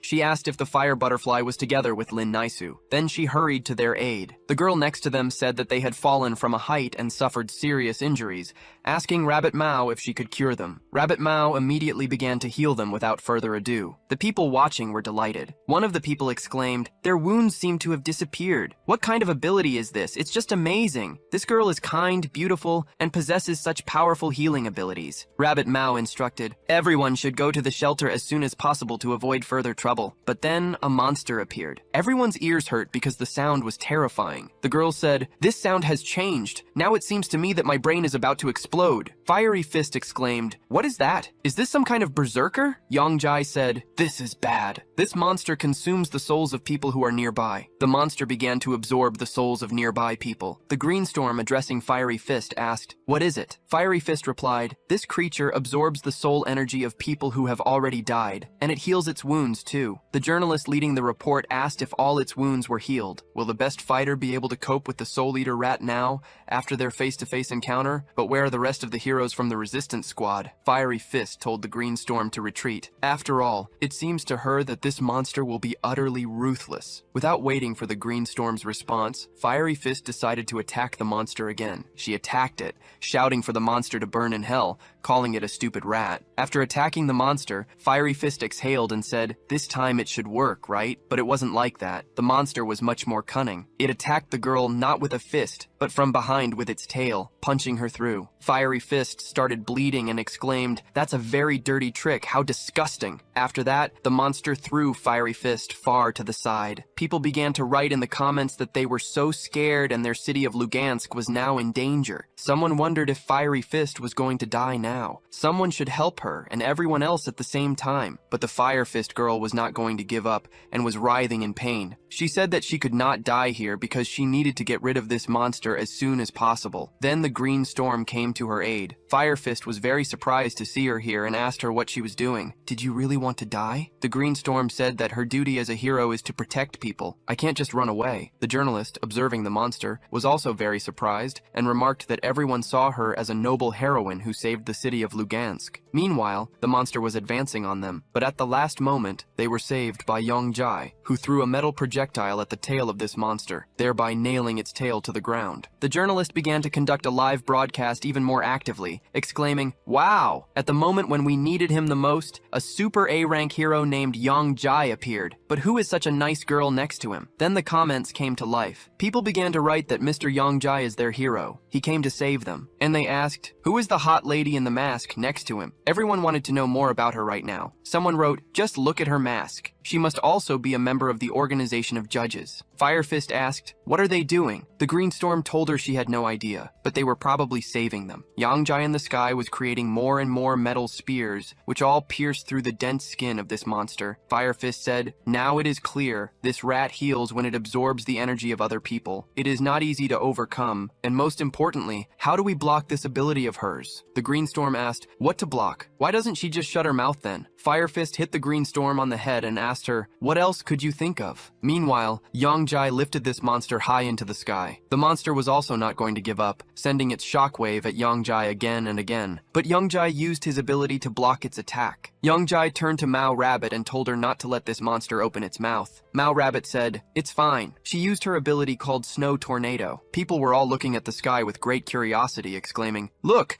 this girl froze this monster. Oh, but it's so huge. How could she do that? And she must have a high rank." Fire Fist asked, "Is this monster healing again?" Yongjai lifted this monster into the sky again and told it not to even think about feeding on other people's energy again. From such a height, it definitely won't be able to move to a single corpse, and accordingly, it won't be able to apply the soul absorption spell. Yongjai then used his Metal Storm ability and killed the monster. After that, he stole its abilities. It was an A rank ability. This ability was called Soul Eater. Description of abilities. It can absorb the souls of people who have already died in order to restore the owner's vitality. However, doing so provokes characteristic mental disorders. Ability assessment. The owner of such an ability should be extremely vigilant when using it. After receiving this ability, Yongjai said, "A Soul Eater differs from the Heart of Light in that it requires energy from the souls of other people to recover, but however, it is similar to your healing ability." A helicopter with reporters kept flying over the buildings and telling citizens not to panic. The journalists announced that they would now disperse the clouds to show everyone Mr. Yongjai's real-time situation. When they dispersed the clouds, they saw that Mr. Yongjai was right next to them. The journalist waved her hand at him and said they really wanted to interview him. A lot of comments poured in. Someone said that while Mr. Yongjai took this creature with him into the sky, it then disappeared. Someone else asked if he had killed it above the clouds. So that's the strength of a real A-rank hero. Another person wrote that several heroes could not cope with the Soul Eater and were injured. But now, a few minutes later, it's gone. Fire Fist said that his strength is many times greater than that of the Soul Eater rat. He must be an S-rank hero. Then Mao Rabbit came down behind them.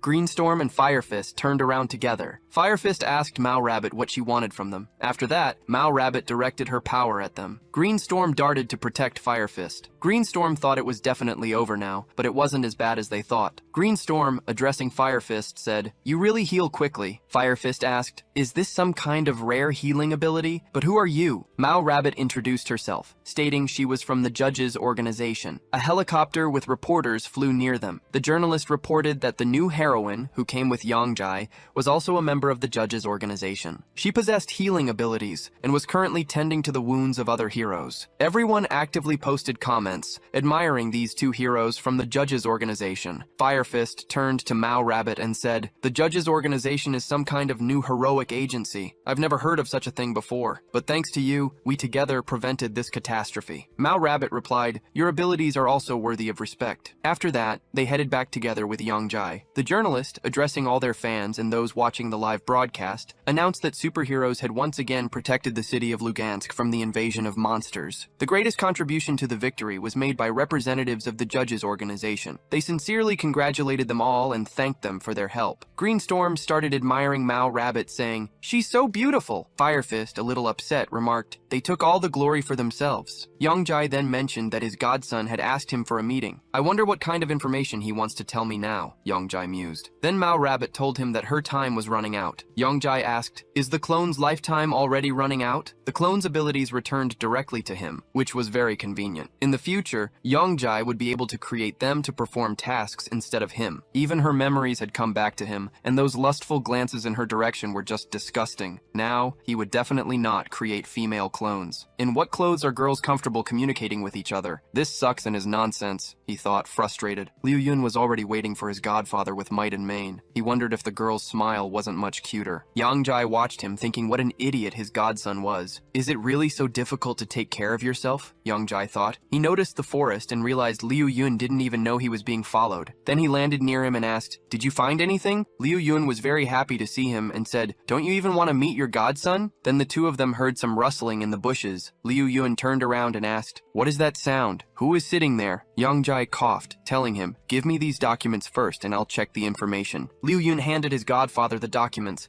and Yongjai began to read them. Yongjai said, "It turns out the Heroes Association recently planned the opening of a Beikang facility in the city of Lugansk. I thought it would take them a lot of time." Liu Yun told him, "I heard there are special items or equipment in the world that can increase the level of strength. We should get these things into our hands as soon as possible." Yongjai told him that the information was very valuable. He had done enough to exchange his merits for a C-rank ability. After which, he took out a bottle of potion from his pocket and gave it to Liu Yun. Liu Yun happily snatched the bottle and immediately drank it. After that, he thanked his godfather. But when he drank the medicine, he started spitting and told his godfather, "This medicine tastes like banlangen powder mixed with the sourness of dark chocolate." Yongjai patted him on the back and said, "Good medicine is always bitter." After which, Liu Yun turned into a werewolf again. Now he had a C-rank ability. The name of this ability was still Werewolf. Ability Ability description: endows the owner of this ability with the powers of a hereditary werewolf. Every night during the full moon, the transformation will occur abnormally, but it will grant the owner double the power. Ability assessment: escaped husky. Liu Yun was very pleased with his new ability and told his godfather, "I'm already feeling stronger and stronger." Yang Jai told him, "At this rate, you're becoming an experienced S-rank user is just around the corner. In the end, everyone aspires to it, right?" After which, Yang Jai started to say, "The mechanical hero," Liu Yun interrupted, "Godfather, what did you just say?" After all, his old man is probably drinking and bathing with a large group of beauties right now, and he just doesn't have time for it. But then, the mechanical hero emerged from the forest. "Yes," he said, "but before we start talking, I have to chop this bad boy into pieces." It was already evening. Liu Yun was pressed against a wall and asked, "Is it really serious?" He asked his father if he wouldn't even feel sorry for him, to which the mechanical hero replied that he was just a cheeky child. "Come on, can't you call your godfather already? I'm leaking all the information, and now you want to beat me to death." Yang Jai told the mechanical hero that he didn't expect him to chase Liu Yun personally. "We made a deal with your youngest son because he really wanted to get the ability, so you shouldn't scold him for it." Liu Yun told his father that he had had enough beating already. "From now on, I will not divulge family secrets, and you should not worry about my connection with the godfather." The mechanical hero shouted at his son,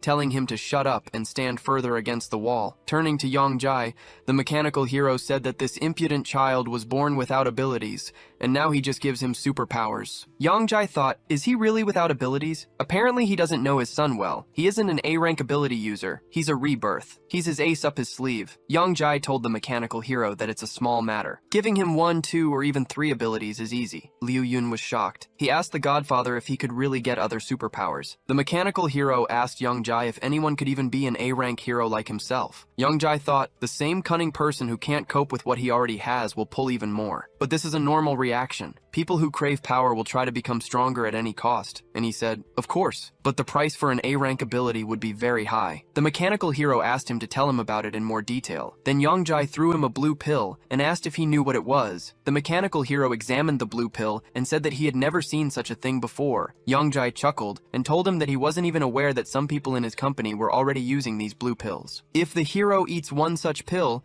his power will increase 3-fold. The mechanical hero asked him if he was also from the organization that produced them, to which Yang Jai said, no, I am from another country, but I was cooperating with Liu Yun in order to get information about their organization. The mechanical hero turned to his son and told him to calm down and tell him everything he knew. Then Liu Yun began to tell him that Lai Kang Yang, the hero Bing Chuan, ate a lot of this drug to get rid of many naive people through indirect means. I saw it all with my own eyes. The mechanical hero was very surprised and asked if such a small pill really had such strong properties. He wondered how Bing Chuan was provoking all these accidents. I finally got to the truth, and after all these words, I want the mechanical hero to find out everything about their organization. Yang Jai told him that he not only still needed his help in order to enter the White Realm plan, but as a reward, I would give him an A-rank pill that would provide a 2-fold boost. The mechanical hero asked him if he really wanted to join the White Area plan. Let's just pretend you didn't tell me this, but the White Area is a very dangerous place. People who enter there die and never come back alive. Yang Jai told him not to worry about him. I just need to use this ring in order to collect ability genes. The mechanical hero asked, what are ability genes? Then Yang Jai began to tell him that these are the most important ingredients in the manufacture of the elixir of abilities. Criminals take them from weapons, from the bodies of monsters, from materials, and so on. And the White Area is full of monsters waiting for their death. The mechanical hero asked what he would do to prove that the elixir of abilities was so effective. Yang Jai said that his very existence was the strongest confirmation of this. If the mechanical hero believes that judges cannot be trusted and refuses to cooperate with them,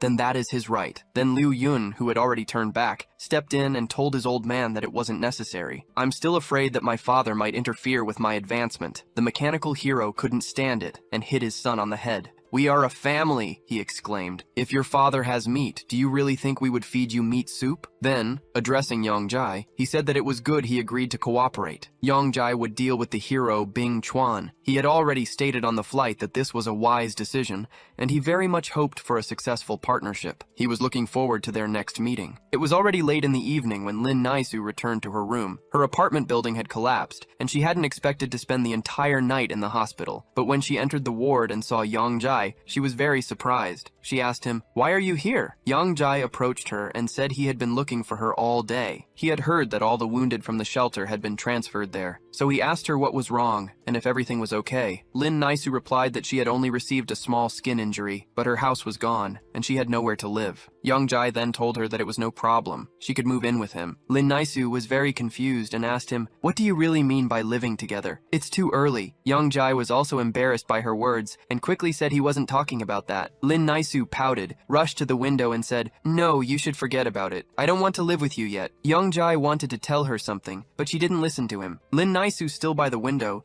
said she was still thinking about her chicken. Young Jai asked, "What did you say? What kind of chicken?" Lin Naisu turned to face him with a big smile and told him, "Did you know I almost died today? This mysterious Yoji appeared and saved me. He's so beautiful, and I thought it would be necessary to interview him and inform the public about his good deeds." Then Young Jai couldn't stand it and grabbed her in his arms. Lin Naisu asked, "What are you doing?" Young Jai walked over to the bed and threw her onto it. Lin Naisu was confused and asked him what he was going to do. She looked at Young Jai questioningly and told him, "You can't do this in the hospital." After which Young Jai lay down next to her. They covered themselves with a blanket. Young Jai hugged her and told her to go to sleep. Tomorrow he would help her with the move. She would live with him now. Lin Naisu said it was fine, and she thought, is that really all? Is that all? The next day Young Jai boarded the plane. He talked on the phone with Lin Naisu. He asked her if she had checked for the frying pan in the kitchen cupboard. Lin Naisu told him she had already searched the entire kitchen and couldn't find a single grain of rice. "How can you be so sloppy?" she exclaimed. Young Jai, who had already boarded the plane and was packing his things, replied, "Yes, this is how I am." He told her she could take his card, which he had given her yesterday,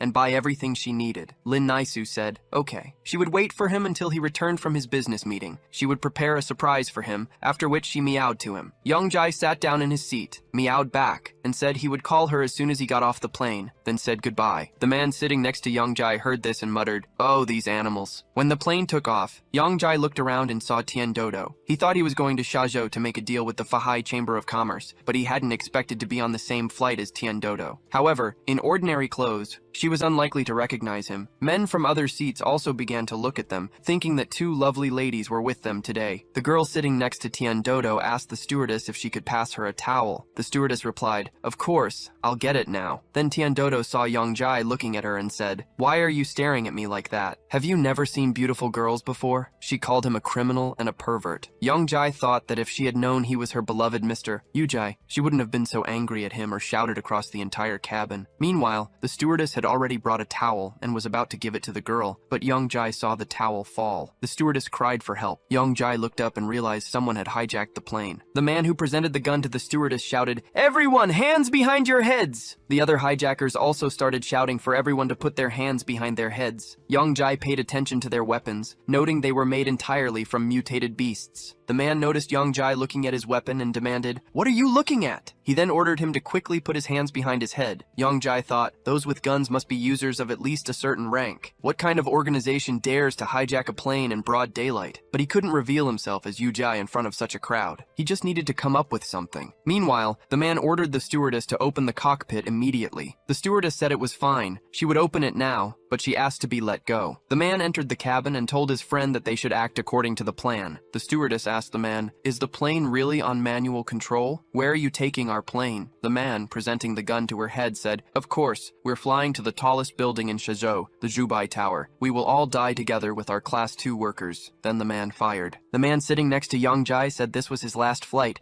but it was worth it to see such beauty. Young Jai thought, is this old man really thinking about girls before his death? He then asked, where did these kidnappers come from? Tian Dodo said they took control of the plane to shoot down the White Tower, and they surely hate the 2nd District. If that's the case, then they've probably been on their own since the 35th District incident. Young Jai asked her, what really happened to the 35th District? Why do you think that? Tian Dodo asked him if he still hadn't heard about this story. Young Jai then said that when Azaristar was just founded, people from the 2nd District invaded the peaceful 50th District. After defending the peaceful 50th District, the 35th District demanded that the government force the 2nd District to publicly apologize for that year's invasion and compensate for the losses and damage caused. But the arrogant chairman of the 2nd District's parliament rejected and abandoned this decision. Undoubtedly, their actions are very arrogant and cruel. However, times are changing, and such terrible terrorist methods cannot solve the problem. Tian Dodo agreed with him, saying, yes, only we civilians will suffer from this. One of the terrorists overheard their conversation. He approached Tiendodo and asked, "What are the two of you talking about?" Tiendodo told him she was apologizing for nothing and promised not to do it again. But the man did not believe her. Grabbing her by the hand, he asked, "There really won't be any more?" He then added, "I think it will be like that." He grabbed her and carried her to the plane's door, opening it. He said, "If you want to die, I'll throw you down immediately." Tiendodo was terrified and begged him not to throw her out. "There's no need to do this," she cried, beginning to call for help. At this, Yongjai couldn't stand it any longer. He stormed out of his seat, declaring, "This terrorist is a scoundrel." Just then, two heroes appeared. One of them saved Tiendodo, telling her not to worry because he would take her back. Then the A-rank hero Starcloak appeared and said, "Forgive us, we're a little late." The man who saved Tiendodo was also an A-rank hero,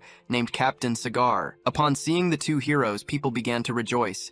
They exclaimed, "It's the A-rank heroes, Captain Cigar and Starcloak. Now we're all saved." Yongjai exhaled, thinking, now everything should fall into place. Starcloak went to deal with the terrorists. Yongjai thought that his cloak was a spiritual weapon with strong self-awareness. "It's very difficult to underestimate his combat power," he mused. One of the terrorists said, "It really is him. Not bad." Starcloak confronted them and said, "Only you guys are left. Don't you still want to just lower your weapons and escape?" The terrorist was furious. "All the people from the 2nd District are insidious and cunning," he shouted. "But do you really think that's it?" After which they activated the fruit meat bomb ability. Starcloak was very shocked. "This is bad," he exclaimed. Captain Cigar even dropped the cigar from his mouth. After the terrorists used this ability, the plane began to fall. Civilians were terrified. Captain Cigar shouted, "Put on your oxygen masks, quickly!" He then turned to Starcloak and asked if he had any useful abilities. "For example, can you use crying to lift a plane?" Starcloak didn't like it. "Do you really think I'm an S-rank hero?" he retorted. "All the passengers are ordinary citizens. I can lift only a few of them at best, but no more than that." Civilians overheard this and begged him to take them with him. Someone shouted, "Take me with you.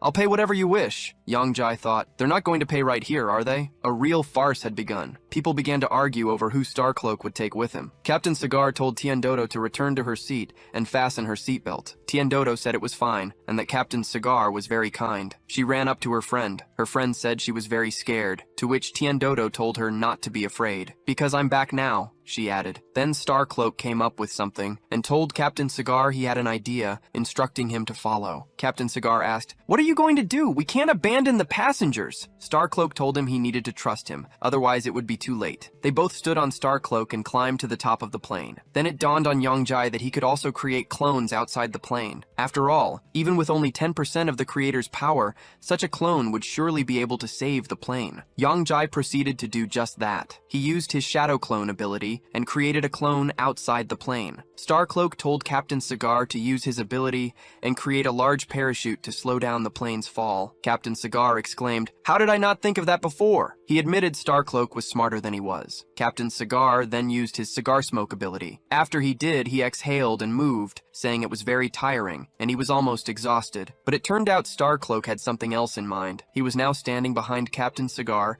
and told him he was very grateful for his hard work. Starcloak added, "Because it's so hard to be a good person." Captain Cigar looked at him and said it was his duty as a superpower owner. Then a clone of Yongjai arrived, remarking that something seemed to be slowing down the plane. He wondered, did those two ranked heroes who came to the rescue do it? Meanwhile, Starcloak made a spear out of his cloak and pierced Captain Cigar with it, saying, "I'm already sick of saying that forever." Yongjai was very surprised and asked, "What the hell is going on here?" Starcloak then told Captain Cigar that he was better than him, but every time Captain Cigar went on a mission, he took all the glory for himself, making Starcloak less popular, and because of this, sponsors didn't want to cooperate with him. Captain Cigar, writhing in pain, tried to say something, but the severe pain prevented him. Starcloak turned his back on him and said, "Since you're so good, then die for these peaceful citizens. And I'll tell the press that Captain Cigar died in a plane crash while trying to save people like a real hero." After that, Starcloak left. A clone of Yongjai came to Captain Cigar's aid, telling him to hold on as his ability should heal him. He used the Ray of Light ability, but Captain Cigar said it was useless. "He wounded me with a spiritual weapon. Such injuries can no longer be treated." Yongjai was shocked and asked, "Now what?" Captain Cigar said, "You're too naive. I didn't think he hated me so much. My poor son is still waiting for me at home to play football with him." Meanwhile, Starcloak returned to the plane. The people were very happy to see him. Someone exclaimed, "Starcloak is back. Are we really saved?" "But where is the other hero?" To which Starcloak replied that Captain Cigar had thrown all his strength into covering up the wreck, but he himself couldn't completely stop it. He asked the peaceful citizens for forgiveness and said he could take only a few of them with him. After that, Starcloak grabbed the most beautiful girls. Tien Dudu's girlfriend also fell into his clutches. She cried, "No, I want to stay with Dudu." After that, Starcloak flew away. The people who stayed on board the plane were in a panic. A man asked if they had really been abandoned to their fate, and the woman sitting next to him said, "We're all finished. Now we'll all die." Yang Jai then stole Captain Cigar's ability and vowed that when the time came, he would definitely avenge him. It was a ranked ability named Cigar Smoke. Description of abilities: materialize absorbed smoke, which can only be used in an oxygen-containing environment. Assessment of abilities: smoking is harmful to health, so you need to get rid of this habit. Then, through the window, people saw that Mr. Yang Jai seemed to be there. Had he come to save them all? Yang Jai used the metal control ability to delay the plane's fall. Meanwhile,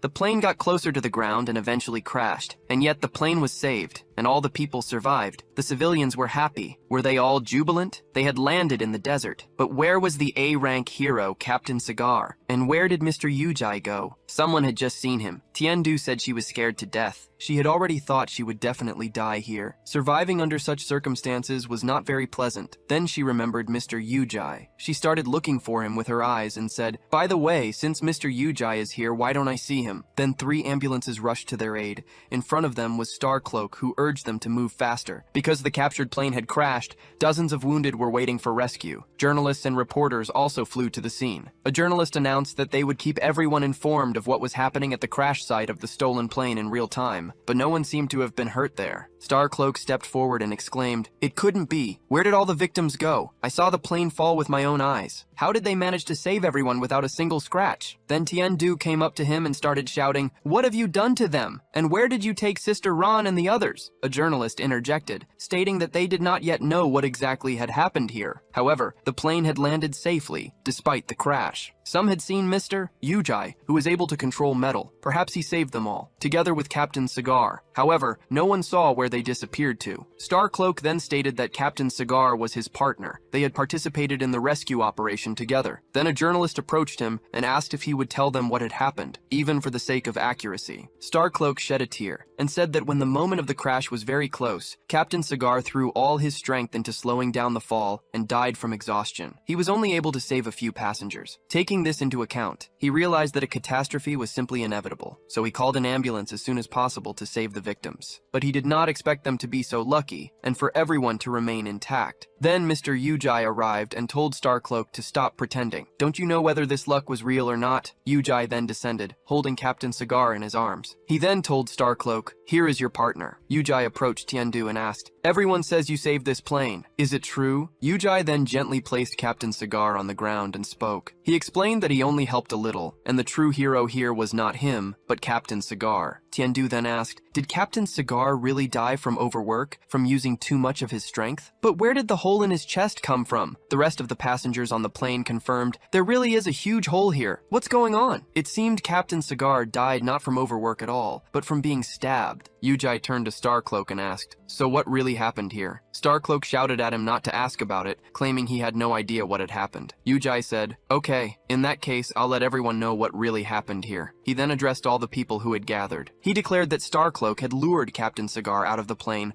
under the pretext of saving people, then forced him to use all his strength, killing him when he weakened. The evidence of this fact is right on his cloak. There are bloodstains. You, the fallen general, it's enough just to conduct a blood examination, and everything will immediately become clear. People paid attention to the Starcloak's cloak and exclaimed, "God, yes, there is actually blood." He wouldn't kill his partner, would he? Could he really have done that? But if everything is not as described by Mr. Yujai, then what can explain the wound on Captain Cigar's body? The journalists asked the Starcloak to comment on Mr. Yujai's accusations. Is he telling the truth? And will the Starcloak allow a blood test on his cloak? The Starcloak said he was stupid. He did not expect that his carefully thought-out plan would be destroyed by this scoundrel who appeared out of nowhere. He did not understand Captain Cigar's appearance at all. Is he just lucky? In what way is he worse than Captain Cigar? Why is he more popular than him? Mr. Yujai said that those people from the 35th region were surprised when they saw the Starcloak. and betrayal was evident on their faces. Mr. Yujai believes that the Starcloak secretly made a deal with them and arranged for the hijacking of the plane. The Starcloak rose into the sky and, laughing, said, "Did he really find that out too? That's right. I'm also from the 35th region. I had to sacrifice so many brothers and all in vain." He created a sandstorm and declared, "They are dumb assholes from the 2nd region. Now they have to die." The Starcloak began to tell his story. He said that as a child he had a favorite raincoat that his mother gave him before her death. She told him that all superheroes who save the world wear such cloaks. The Starcloak was born in the 35th region, where the sun does not shine, where only ashes are around. Flowers were treated as saints, worshipped. Although they had to dig in the trash in order to survive, the Starcloak was happy when he thought that the whole world was like that, until one day,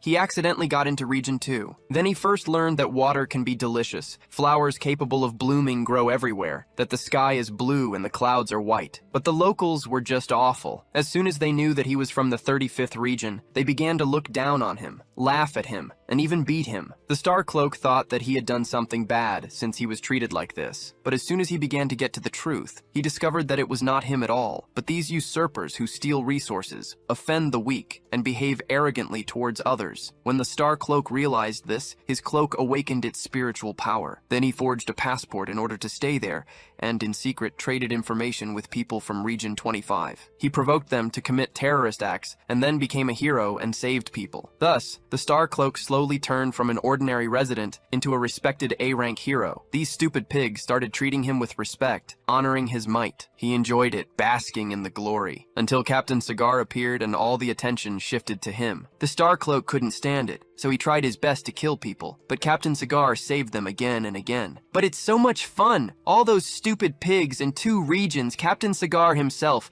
as well as these stupid rules, deserve to die. They all have to die." Kai and Dodo Do said that the Starcloak was crazy and that he was not himself. Who has he become, and how does he differ from the usurpers he was talking about? Dodo Do turned to Mr. Yujai and said, "He has completely lost his mind. He was going to kill everyone." Mr. Yujai noticed one strange thing in this typhoon. He saw some kind of portal there and thought that this spiritual equipment depends entirely on the emotions of the owner, and after so many murders it was pumped up to S rank. Tien Dodo took out her bag and started digging in it. She asked, "What is really S rank? I really want it for myself." There was nothing in her bag that could compete with S rank equipment. "What should we do?" she asked Mr. Yujai. "Can you handle it?" She looked at his hands, saw that they were shaking, and asked him, "Your hands are shaking from fear. If even you are afraid of him, then what will happen to us?" Mr. Yujai asked her, "Do you think I'm a coward? I'm not scared. I'm just excited." Mr. Yujai turned to the Starcloak and said, "According to your stories, you secretly killed the civilians of Region 2 to let off steam, didn't you?" The Starcloak said, "Yes, I have killed many, and those fans who turned out to be there." The random person Starcloak saved